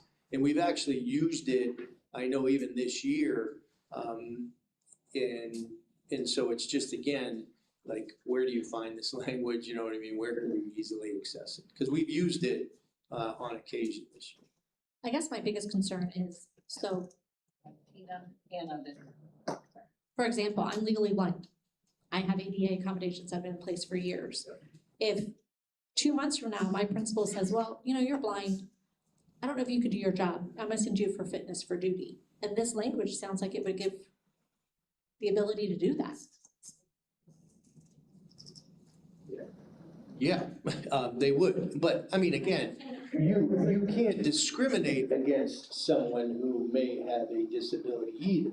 So if you were restricted or from your job, that would be a case where I couldn't just say to you, I don't think you can see well enough to perform your duties, I'm not gonna have you do that. But I think I would like to see an assessment to make sure that somebody more qualified than me, who would be making a subjective decision about you, kind of give me the honest assessment and a more accurate assessment of that. So then my last follow-up question, so let's say we go and I'm not fit for duty because of a disability. Does that then open up the road to people applying for short-term or long-term disability? It definitely could. Yeah, I mean, that would be, we always encourage people to take a hard look at those electable options too, for what, for the cost of those. My question piggybacks on hers as well. What if we're sent for a fit for duty assessment and the doctor that you send us to says, no, you're not fit for duty? Is there a way to do a second opinion? If so, who pays for that, and what happens if there's a difference between the two opinions?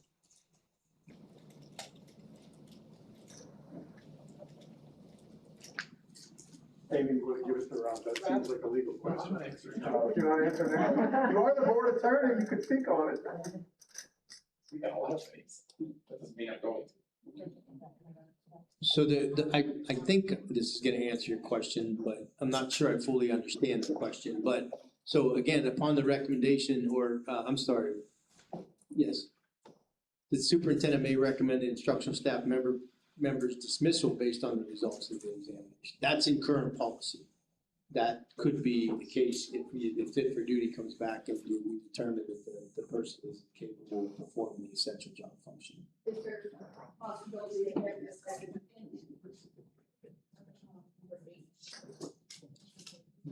The instructional staff member is entitled to a hearing. And typically those are appeals, so you can appeal it, yes. That would be for a termination. Yeah.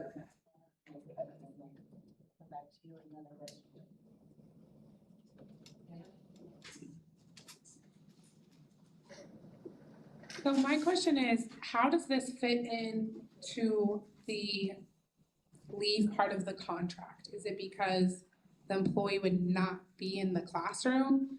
And if so, why wouldn't we just do the last paragraph and then reference the board policy? We could, I just, again, just was seems asked like a long- to put some language Yeah. together that would clarify how we handle fitness for duty. So this is what's in the policy, we can put whatever we want in. Cause it just seems to me that it's a lot of information. And then like the part that talks about leave is at the very end. And that's the leave part of the contract is the most complicated section of the part of the contract. And we'll kind of get to that when we get to the domestic violence stuff. But I think to just add something so convoluted, it does clarify it, but when you're looking for types of leave and you're looking for different things in the contract as an employee, that then come across this and it's like, okay, wait, what is all of this stuff? And then really the point of it is that, you know, the superintendent could send you on leave for fitness to duty that would be without pay, however they may use leave if available. You know, and then there's the part of the dismissal, but it's already board policy. So if we're putting it in the contract to reference the board policy, I think kind of highlighting the leave part of it is a little bit more important in my opinion. Okay, I had Kevin, Jill, Rob, Iris, And then me. and then Kirk.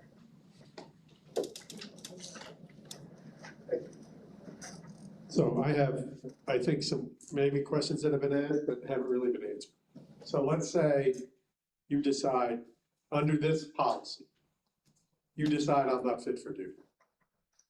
You then say, hey, we need you to go see somebody based on what your concern is. It's either physical or mental, or both. If it's physical, I go see a doctor who would be well-versed in making that determination. If it's mental, I would assume I'd go see a mental health professional that may make that assessment. Do I get paid while you've told me I'm not fit for work? First question. If you tell me I'm not fit for work, and I say, well, I think I am, and I go to my doctor, and my doctor, for whatever big kind of overarching theme there is, says I'm fine, who hears the hearing? Who makes the decision? I know you pay for the one you're sending me to, I pay for the one I'm going to. Right. Who pays me while we're pending the appeal? There's no appeal. But if you tell, but if you're. If you're gonna be recommended for termination. But, so if I'm considered not fit for duty by the person the district sends me to, I'm terminated. Well, the district has to go through a process to do that. Is there any? Like we do in this company. Hold on. Right. Say your point, he'll have an opportunity to No, respond. I'm asking a question. So is there any, So yeah, ask your question, then he'll respond. is there any, It's a question and answer. do we have permission to go back and forth like we do in Tallahassee? No. So is there, if I'm Yes. determined not to be fit for duty, is the only option, because you said like discipline. In discipline, if it's been determined that I've done something inappropriate, The only option is not just termination. The person could go on leave. until such time as they are fit for duty?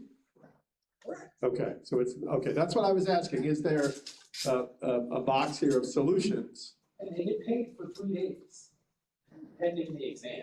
If you look at the current language that's in the contract. Okay. We negotiate, I wish we could I read the remember tape that. like 4 or 5 years. I remember. I kind of remember it too, but, The same questions came up. okay, all right, I'm gonna stop and hand it to somebody else. Jill and then Rob. But you're good? So I wanna clarify, because our job, like, I'm just looking at a classroom teacher job description, I'm not, but I think they're all probably pretty similar, okay? That we're focusing on essential job functions, that's really the bullet list where, an administrator would look and say, this person is not fit for duty, we're not looking at the other sections of the job description, am I understanding that correctly? It is the essential duty. So that's what happens now. So in the case, again, if you look at FMLA, when a person returns from FMLA, they have to come back with the fitness for duty. And there are times when we look at the doctors, what the doctor writes back and says, yeah, this person's okay. Like that doesn't give us the information sometimes. So we have to go back to the doctor, send them the job description and say, is this person capable of performing the essential job functions within the job description? And so that's how that works. And so that doctor has to look through those essential job functions and make a determination. And, you know, that doctor better do some of their due diligence because they're liable if something should happen and they've given the person a thumb up. Cause my question comes from the section where it says like exertion or like other physical requirements. Yeah. A person might be able to fulfill essential job descriptions, but might not be able to, exerting up to 20 pounds of force occasionally. So somebody might be in a position where they can't do that at all, or maybe temporarily. Would they be deemed unfit for duty because they can't push like a sled or something like Yeah. that? I don't know how we test And that. the way that's happened in the past, and we have had those come back, then that's when we do the ADA piece, where we go, okay, then this person can't do that, we know that, but that doesn't necessarily qualify them for termination, right? That's not the way that works. Yeah. Iris?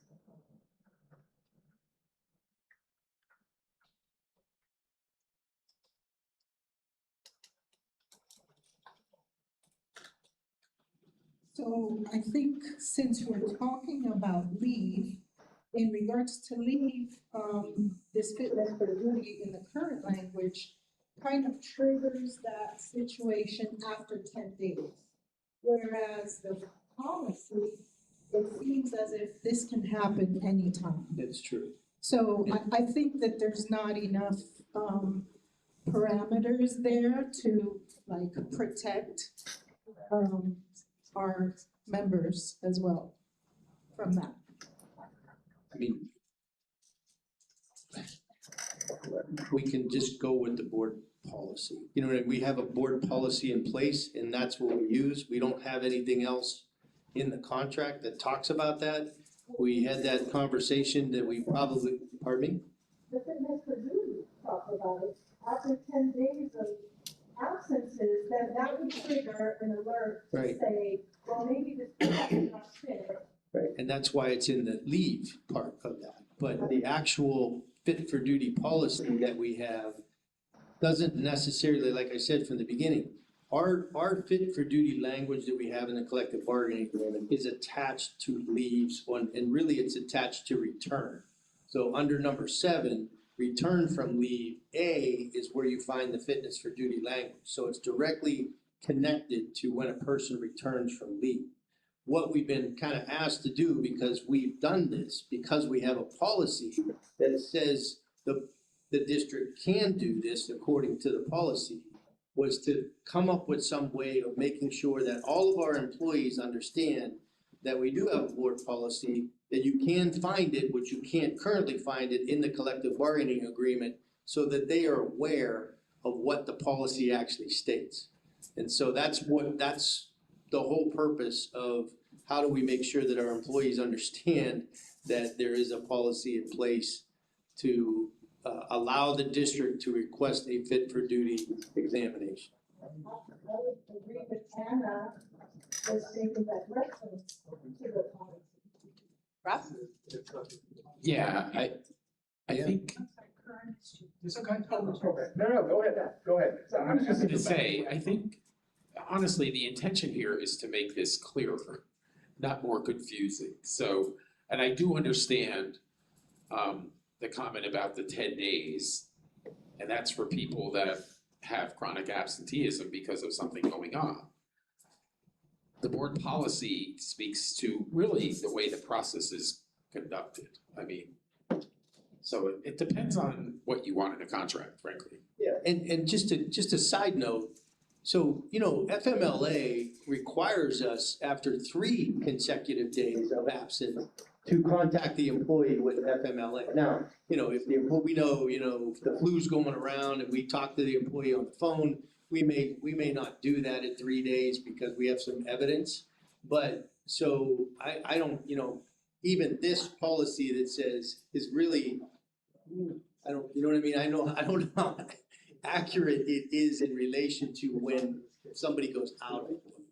But I think if we know somebody's been out for 10 consecutive days or 10 days in a 12-month period, that may trigger this as well. That could be one piece that triggers us to request a fit for duty. Kurt has a couple of questions he would like to just ask you. Great. Ask you to look at back and forth thing. So, I think Kevin's mad because he didn't have permission to do it. We're not. So, sorry, I've sat out of this discussion so that I could hear a lot of the questions, and I've just formulated quite a few of my own. And I'm looking at CBAs from across the state that have this type of language, and something that they all have in common that I don't see here is a reasonable, objective belief by an administrator that someone is not fit for duty. And under this Neola policy, it just seems like the superintendent can believe whatever the hell they want to believe. And I'm curious, like I'm curious, how do you see this going on a day-to-day basis? Like I'm what would that just process curious, are you looking at Miami's? Cause that was one of the ones that we took a look at previous, but then again. No, I'm looking at Polk at the moment, Okay. but I had something in Miami I wanted to ask you about too. And again, I think that's reasonable language to say you gotta have something, you can't just off the handle say, I just want you to go get tested for fit for duty. You gotta have some specific reasons why you wanna do that. And if that's what we wanna put in here, I don't think there's any objection to that. This is the policy. So can you share kind of, and if I missed it because I was taking notes and reading, I apologize, but can you share some concerns that you have with the current contract language and or situations or why current contract language isn't working or doesn't work from your perspective? Not really. I can't, just specific to the contract. What I've heard is from principals and other employees to say, really, like, they call up and go, I got some real concerns about this employee, what do I do? You know what I mean? So we typically refer them to the fit for duty. And I don't know if, we make it a statement that we actually do have a fit for duty process.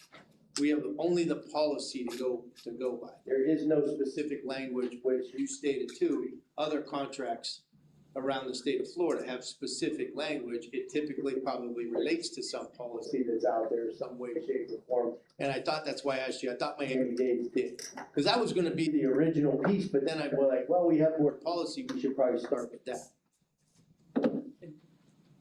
Is professional standards the department that would kind of handle this, or would every supervisor kind of be on their own to determine in their view what they believe would be? I think HR does that now. I mean, when professional standards was part of labor relations, I would imagine that they would have had some, because they right now are still kind of overseeing some ADA pieces, which will move actually into benefits and wellness as soon as MetLife comes in and takes over that piece.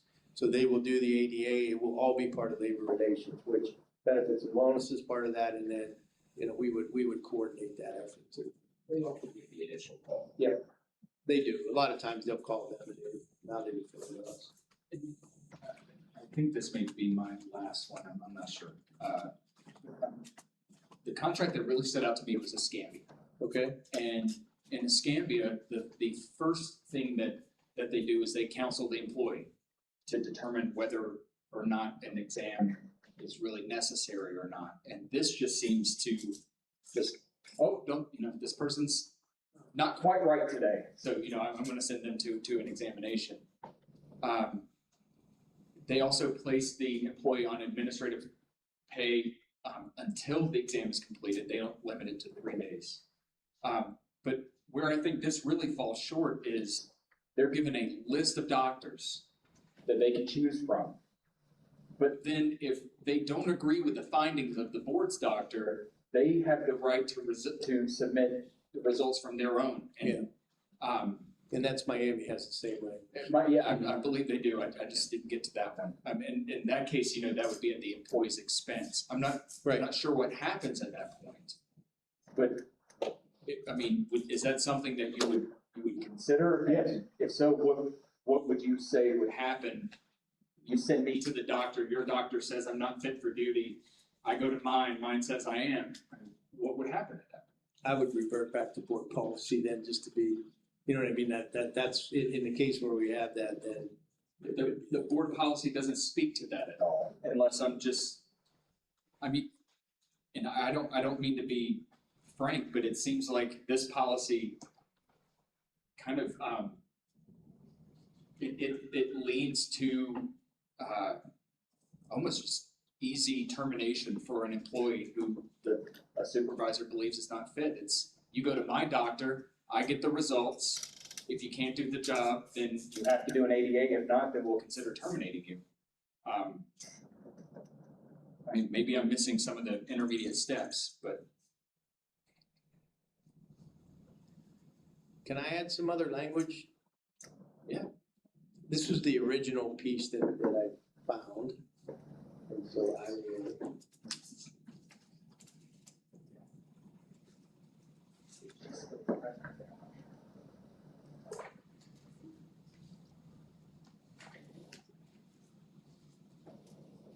So is this a separate option? Sure. Okay. Yeah. Option 2 or? What's the record? Is it dress code? That's regular. Oh, God. Posting, so this is, show up? So I'm just gonna go ahead and take a look at what just happened. Oh, okay. It disappeared.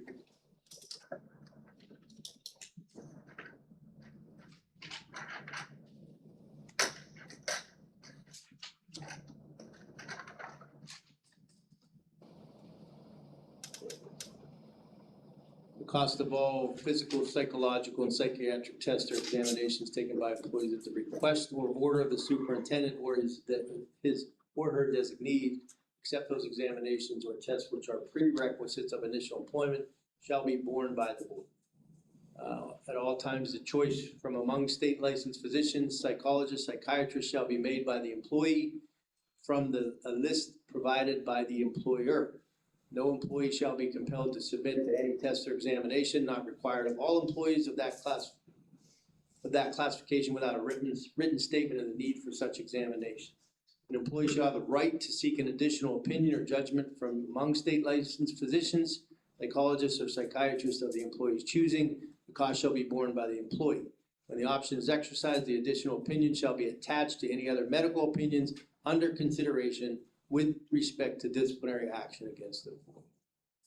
So it doesn't, this language doesn't do that either. And this is taken right out of Miami-Dade's. This is data.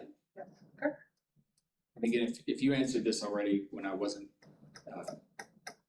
paying the closest attention, I'm sorry, but how does one, I guess an administrator, determine whether they're going to send an employee to a physician versus a psychologist versus a psychiatrist?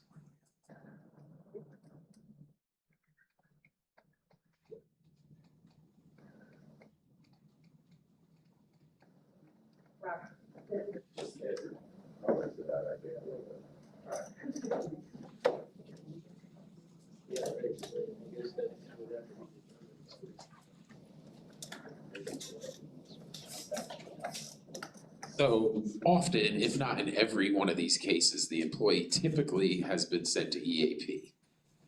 So especially if it's a mental health issue. So EAP has often recommended to us what type of medical professional, mental health professionals should see that person. So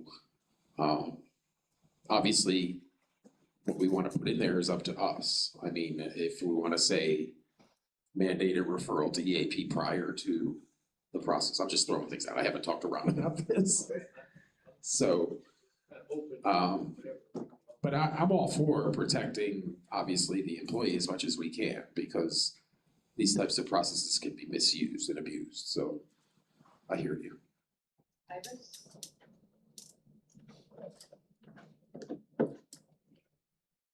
And then, of course, people can go to EAP without being unfit for duty, so just want to clarify that.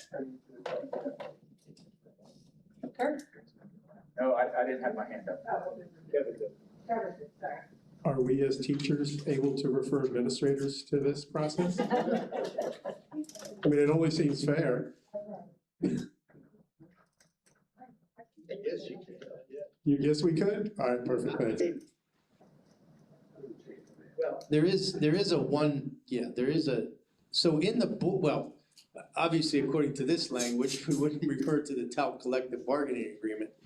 but I believe that there is fit for duty language in all of our classes of employees.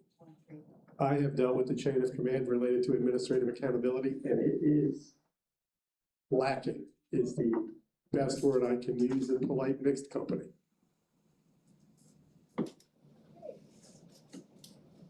Any other questions or comments on this proposal? Is this a completely separate option or is it in addition to? I think this is an option. I started with the board policy. If we need to build from this option or incorporate some of the board policy at that point, then that would be the case. I guess my goal was to really use the interest-based process to come up with a language in the collective bargaining agreement that suits everybody. Okay. Do you want to test either of your options, the first one, the second one? Okay. I don't think we're prepared to test. Yeah, I think we want to digest some of that stuff. Yeah. I'm hungry, so we're gonna digest.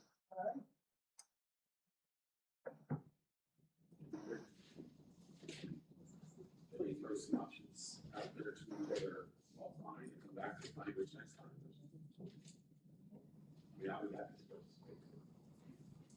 So the question was, can we throw some options at each other in between bargaining to take a look at and adjust? Okay, Tina has a comment? And then I think we have one more thing in Article 12, homework.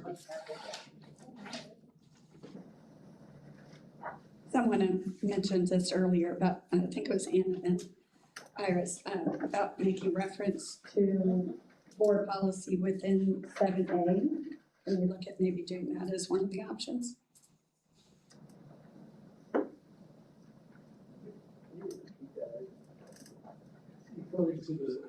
Did you, oh, in this, add a reference to our board policy? Yeah, sure. Good suggestion. Can you repeat that, please? Having a limited supplement. What? Me? Which, oh, I got it from here. What she said was just instead of typing it all out, Anna said the same thing. One of the options is refer to board policy 3.161. 3161. The appropriate board policy. Yep. Okay. That's one of the options. So we would like that option 3, refer to board policy 3161. Okay? Anybody else have a question or comment on this? If we self-report. And we get 501. Does that option refer to the current language? Yes. Yes, current board policy, yep. Okay. Do we want to address TALC's question for Article 12 tonight? We had two. One was around parental, the parental leave. We're going to pull that one. You're gonna pull the parental So leave it's just the question, okay? domestic violence leave. So the domestic violence leave. So we're gonna put a strike through for the parental leave one, if you don't mind. Yes. Yep, It's Article 12.05, 12.045G. 12.054 or 12.045G. What line are we? on the online version or the PDF version. Oh.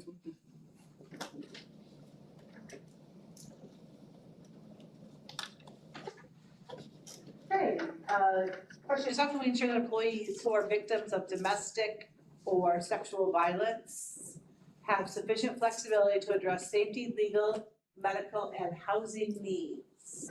Yeah, and I'm gonna let Anna speak to this. I'm gonna set it up. So this is some newer language that hasn't been in the contract too long. It relates to Florida statute 741.313.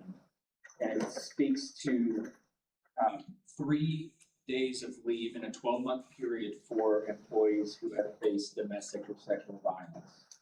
And we wanted to discuss adding some more language in there that would give the employee the ability to take more leave if necessary for these events through the use of their own sick I'm gonna pass it.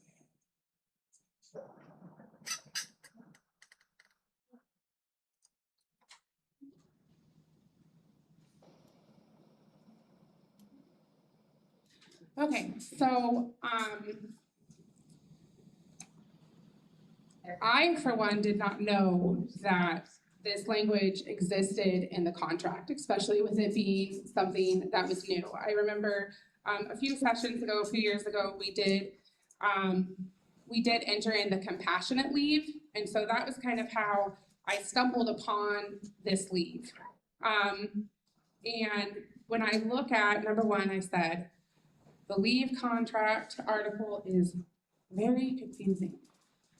Because when you look at the definition of a personal day, so a personal includes absences due to personal business or matters which cannot be attended to outside of the employee's regular workday, including but not limited to legal proceedings. I'm not gonna cry. I love that the statute gives an employee 3 days. 3 days is not enough. And I hope no person has to deal with this situation. And the last thing that an employee should have to do is sit here and worry about having to attend a trial and not be paid for it. Because the way, and maybe I read it wrong, but the way that it was read, the 3 days would be their own sick time. And then anything after that 3 days, now you're losing personal time for legal proceedings. And I think anything we can do to allow an employee to have to deal with that, whether it's for themselves or for a family member, we should just let them use their sick time. So they're not put in a situation where maybe they don't understand the contract or whatever it may be, but just to make that clear that employees that are having to deal with this are allowed to just do it.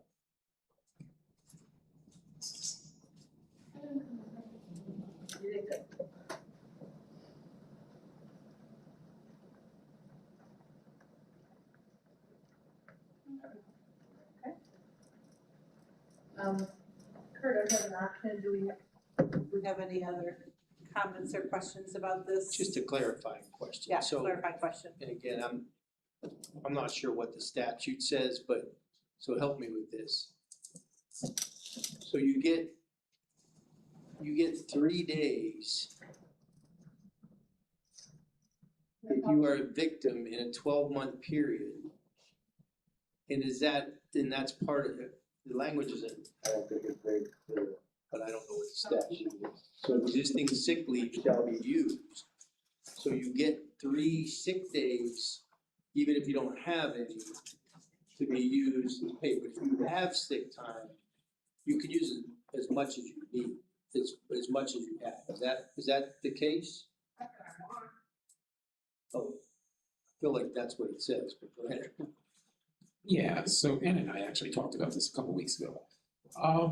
I think you're right, Ron, to an extent. I think what we were trying to do was include language that encompassed the statute.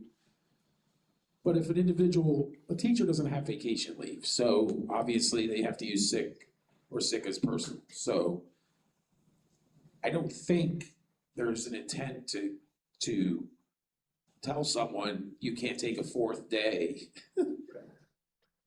And in fact, what's in the contract currently says even if you don't have leave available, you'll be permitted without penalty to take leave without pay. So the statute is even more limiting. I mean, the statute goes into, it's first of all, it says the leave may be with or without pay at the discretion of the employer. We've decided to pay. And then it limits it to certain things, seeking an injunction, obtaining medical care, obtaining services from a victim services organization, making your home secure, seeking legal assistance. So we didn't even put those limiting factors in the contract. Are they in there? Oh, okay, so we've mirrored the statute, I'm sorry. But I told Anna, I mean, if someone's having a significant issue and they have sick leave, I don't think they're super, I mean, and I'm not objecting to putting language in here that secures that benefit, but I don't think Ron's prepared to say it should be unlimited either, so I think we have to have some parameters, which is where we started.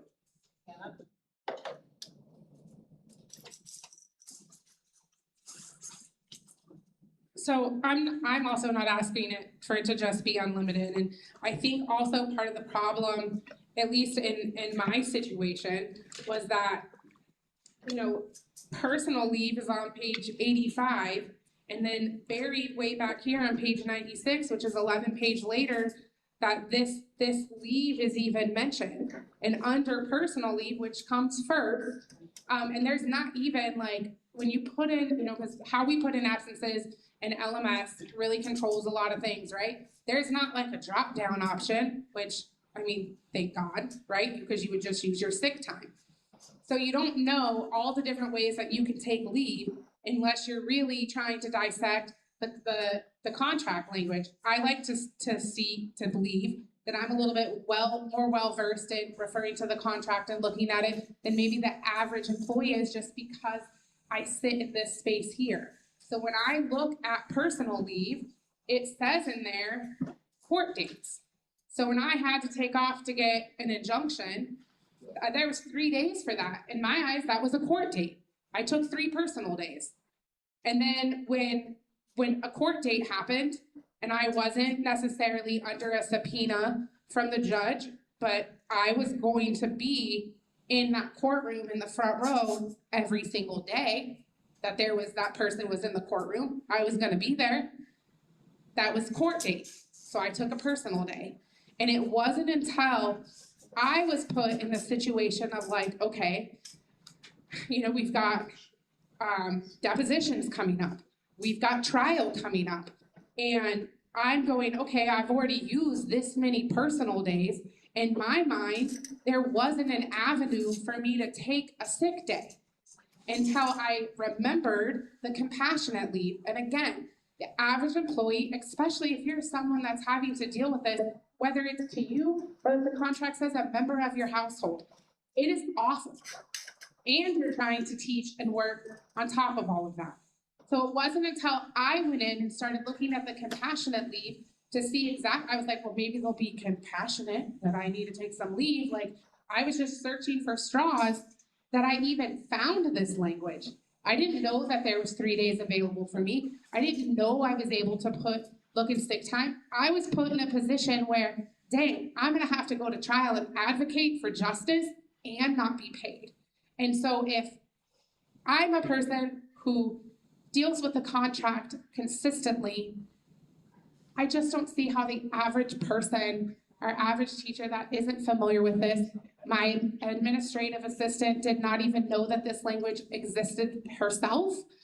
So there's a possibility that administrators don't know about it. And so that's kind of where this comes into play. You know, maybe not everyone wants to disclose that they're going through something like this, because it is difficult.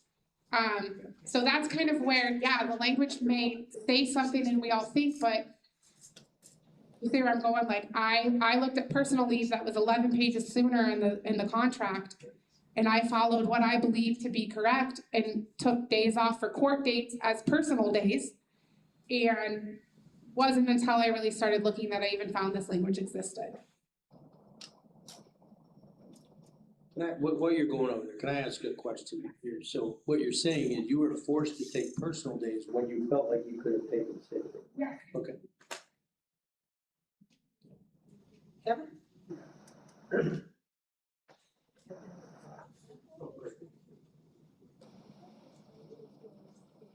So I think we're here because it's clear, but it's not clear. I know there are a lot of administrators who feel the only use of personal days are for those things enumerated right after the word personal day. That's it. And so, I mean, I know some of the situation, and so, you know, again, we're here because what we negotiated was a reflection of the statute, but also a real world situation showed the weakness in the language, which was you got 3 and then you had to do stuff that lasted beyond 6, because I'm gonna tell you, if I ever am in this situation, I'm taking off as many days as I need and you can just fire me. It is, or not pay me. It is what it is. So I think what we've got here is a situation where we found a weakness in the leave. And the fix here is to enable the employee to have one less thing to worry about when essentially in one of these situations, their entire world, I would imagine, has fallen apart around them, right? And so the last thing I think we want our employees in any bargaining unit, whoever this happens to, is to worry about, gee, was it one of the things enumerated after the word personal day? Or is it a 7th day? And all of a sudden an administrator says it's not one of the things listed and you're clearly not sick, so you have to be leave without pay. And that's where I think how we got here is that really like, well, it says this is the use of personal days and sick days is for the sickness of people, but people aren't sick. And so if you want to take beyond it, it's leave without pay. So it's almost one of those situations where the H has disappeared from human resources, right? We seem to have kind of lost, and again, a horrific incident has brought us here to where we've seen the weakness in the language and what we can do to possibly rectify that in the future. I think that's kind of what got us here. Any further clarification? Do you want to say something and go to Rob?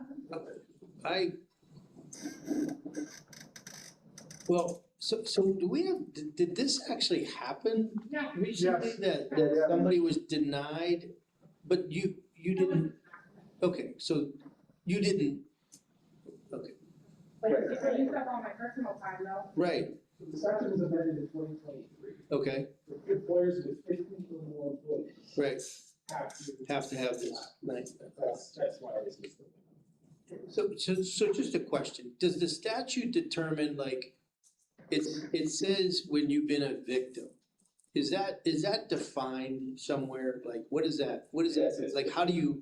Victim means an individual who has been subjected to domestic violence or sexual violence. That's the point.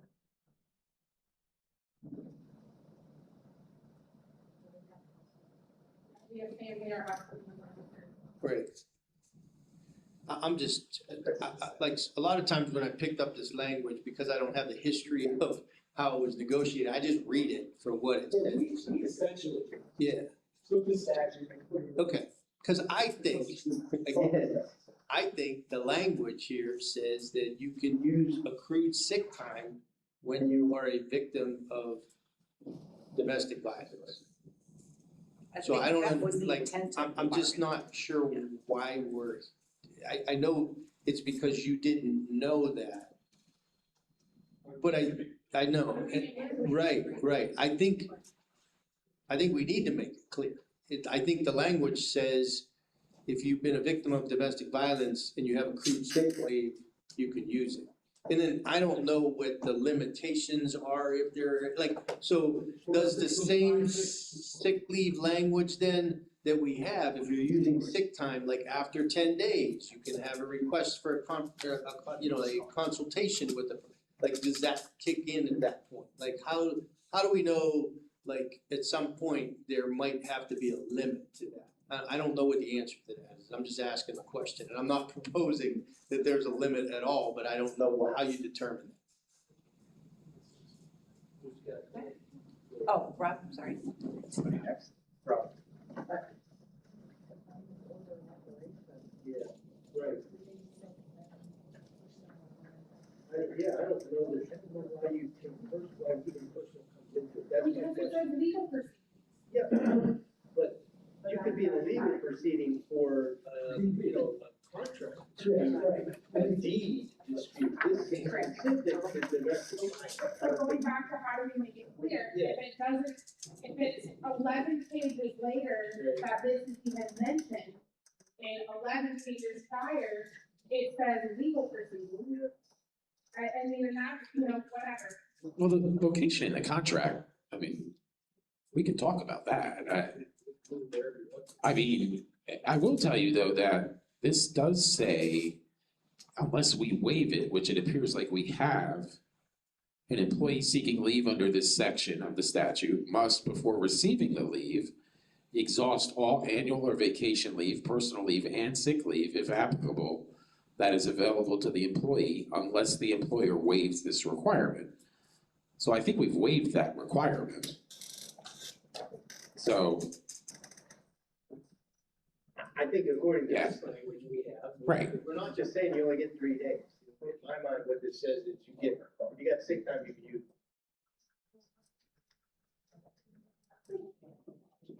I think probably a quick way to solve this is just to reference, like, where it has legal proceedings, just reference, like, except for in the case of domestic violence, and put the thing. Because, I mean, honestly, when I went through this language didn't exist, like, no one cared, but that was long time ago.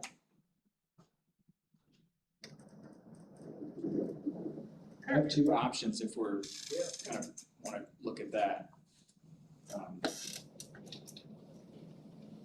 If it's okay, I'd like to paste in the current contract language so that you can kind of see what we're looking at. When you serve your option. Okay, here. So here's the current language. And I think the hangup is, it says entitled to leave for 3 days. And people see 3 days is 3 days. In a 12-month period. And we understand, and our first option was to strike the 3 days to make it unlimited, but that's not what the statute's trying to say. So option 1 would clarify the fact that if you need additional time, you can use accrued sick leave or approved leave without pay for that additional time. That's our attempt at clarifying kind of the intent of the language. Because if you look at leave, sick leave is for illness, injury, accident, disability, medical condition, and this is none of those.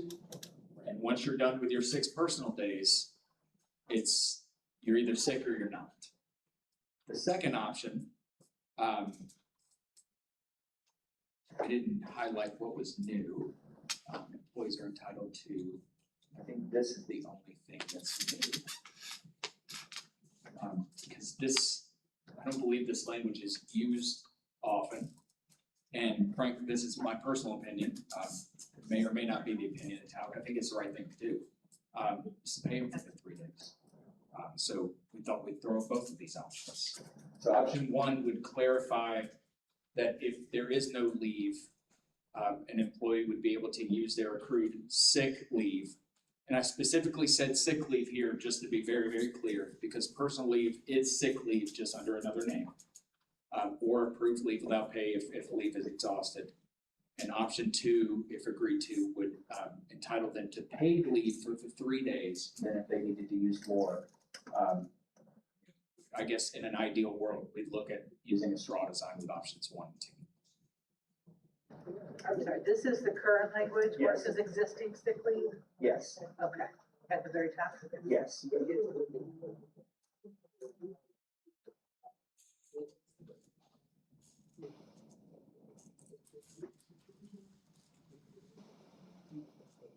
There's been a question over here. Okay, sorry. No, it's okay. Would a situation like this qualify for FMLA? It's not a medical condition, but I mean.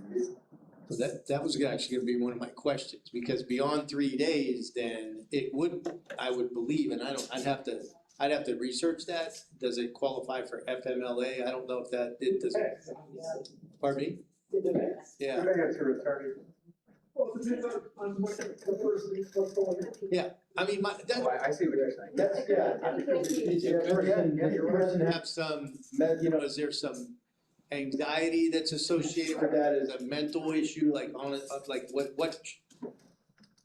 what puts that, I didn't want to say that, what puts it into effect in that? Yeah, we use sick leave and FMLA leave concurrently. But should they be referred to FMLA, which they probably should be? Go ahead, Jill? you got the mic. And then So the question came from me because I asked about intermittent FMLA, where you don't take all your FMLA at once.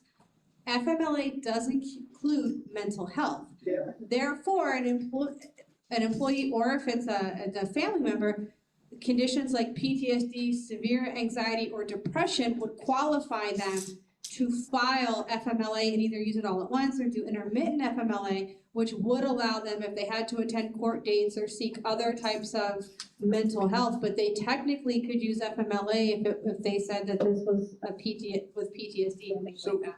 Before you, because let me, this is what I was getting to, I guess, at a point in time. So if you're gonna say, I'm gonna use intermittent FMLA for that, there's other requirements, like you actually have to apply for intermittent FMLA, and you have to show some cause for it, which means, you know, you've been examined, a doctor's referring you, that you maybe shouldn't be at work every day, like those kinds of things.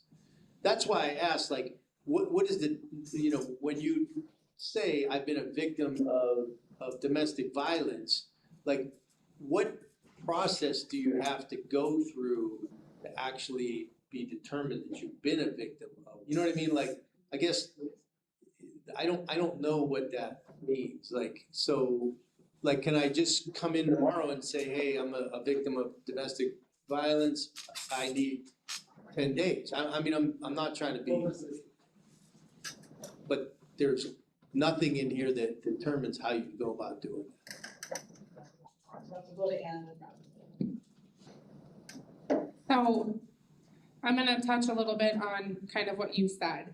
I mean, in the situation that I dealt with, you know, my household member is, like, it's on her health records that she is a victim of sexual violence, that she is a victim, that she has PTSD related to this. That's on her health record. And beyond that, we had a state attorney case. And so we had gone through the process of filing charges. And what I kind of originally raised my hand for, because, you know, going into the whole, you know, FMLA and intermittent, it could be PTSD and it couldn't be this, you know, the whole other side of this is she's a student in the Lee County School District, and there's no protection for her when she has absences. There's no, you know, I have dealt with her school for an entire year. I cannot excuse her absences anymore. That goes into an attendance policy where her teachers are not getting her, you know, because she has a Z, because she can't go in, because I can't excuse the policy anymore. I mean, and I've worked really well with the school to explain the situation, but, you know, there's a whole other side of this beyond the TALC contract, that what are the protections for the students here that are going through this, that could be, you know, or our employees side, you know, it's a whole thing, and I'm ready to be a voice for it, because yeah, there is, it was not me. Yeah, I've got PTSD, I cry a little bit sometimes when I talk about it. It is difficult, but it's her that went through something, and there's a whole other side. So I could have gone on FMLA, but then what are the protections for her with her absences? And I mean, we've, you know, done a million things.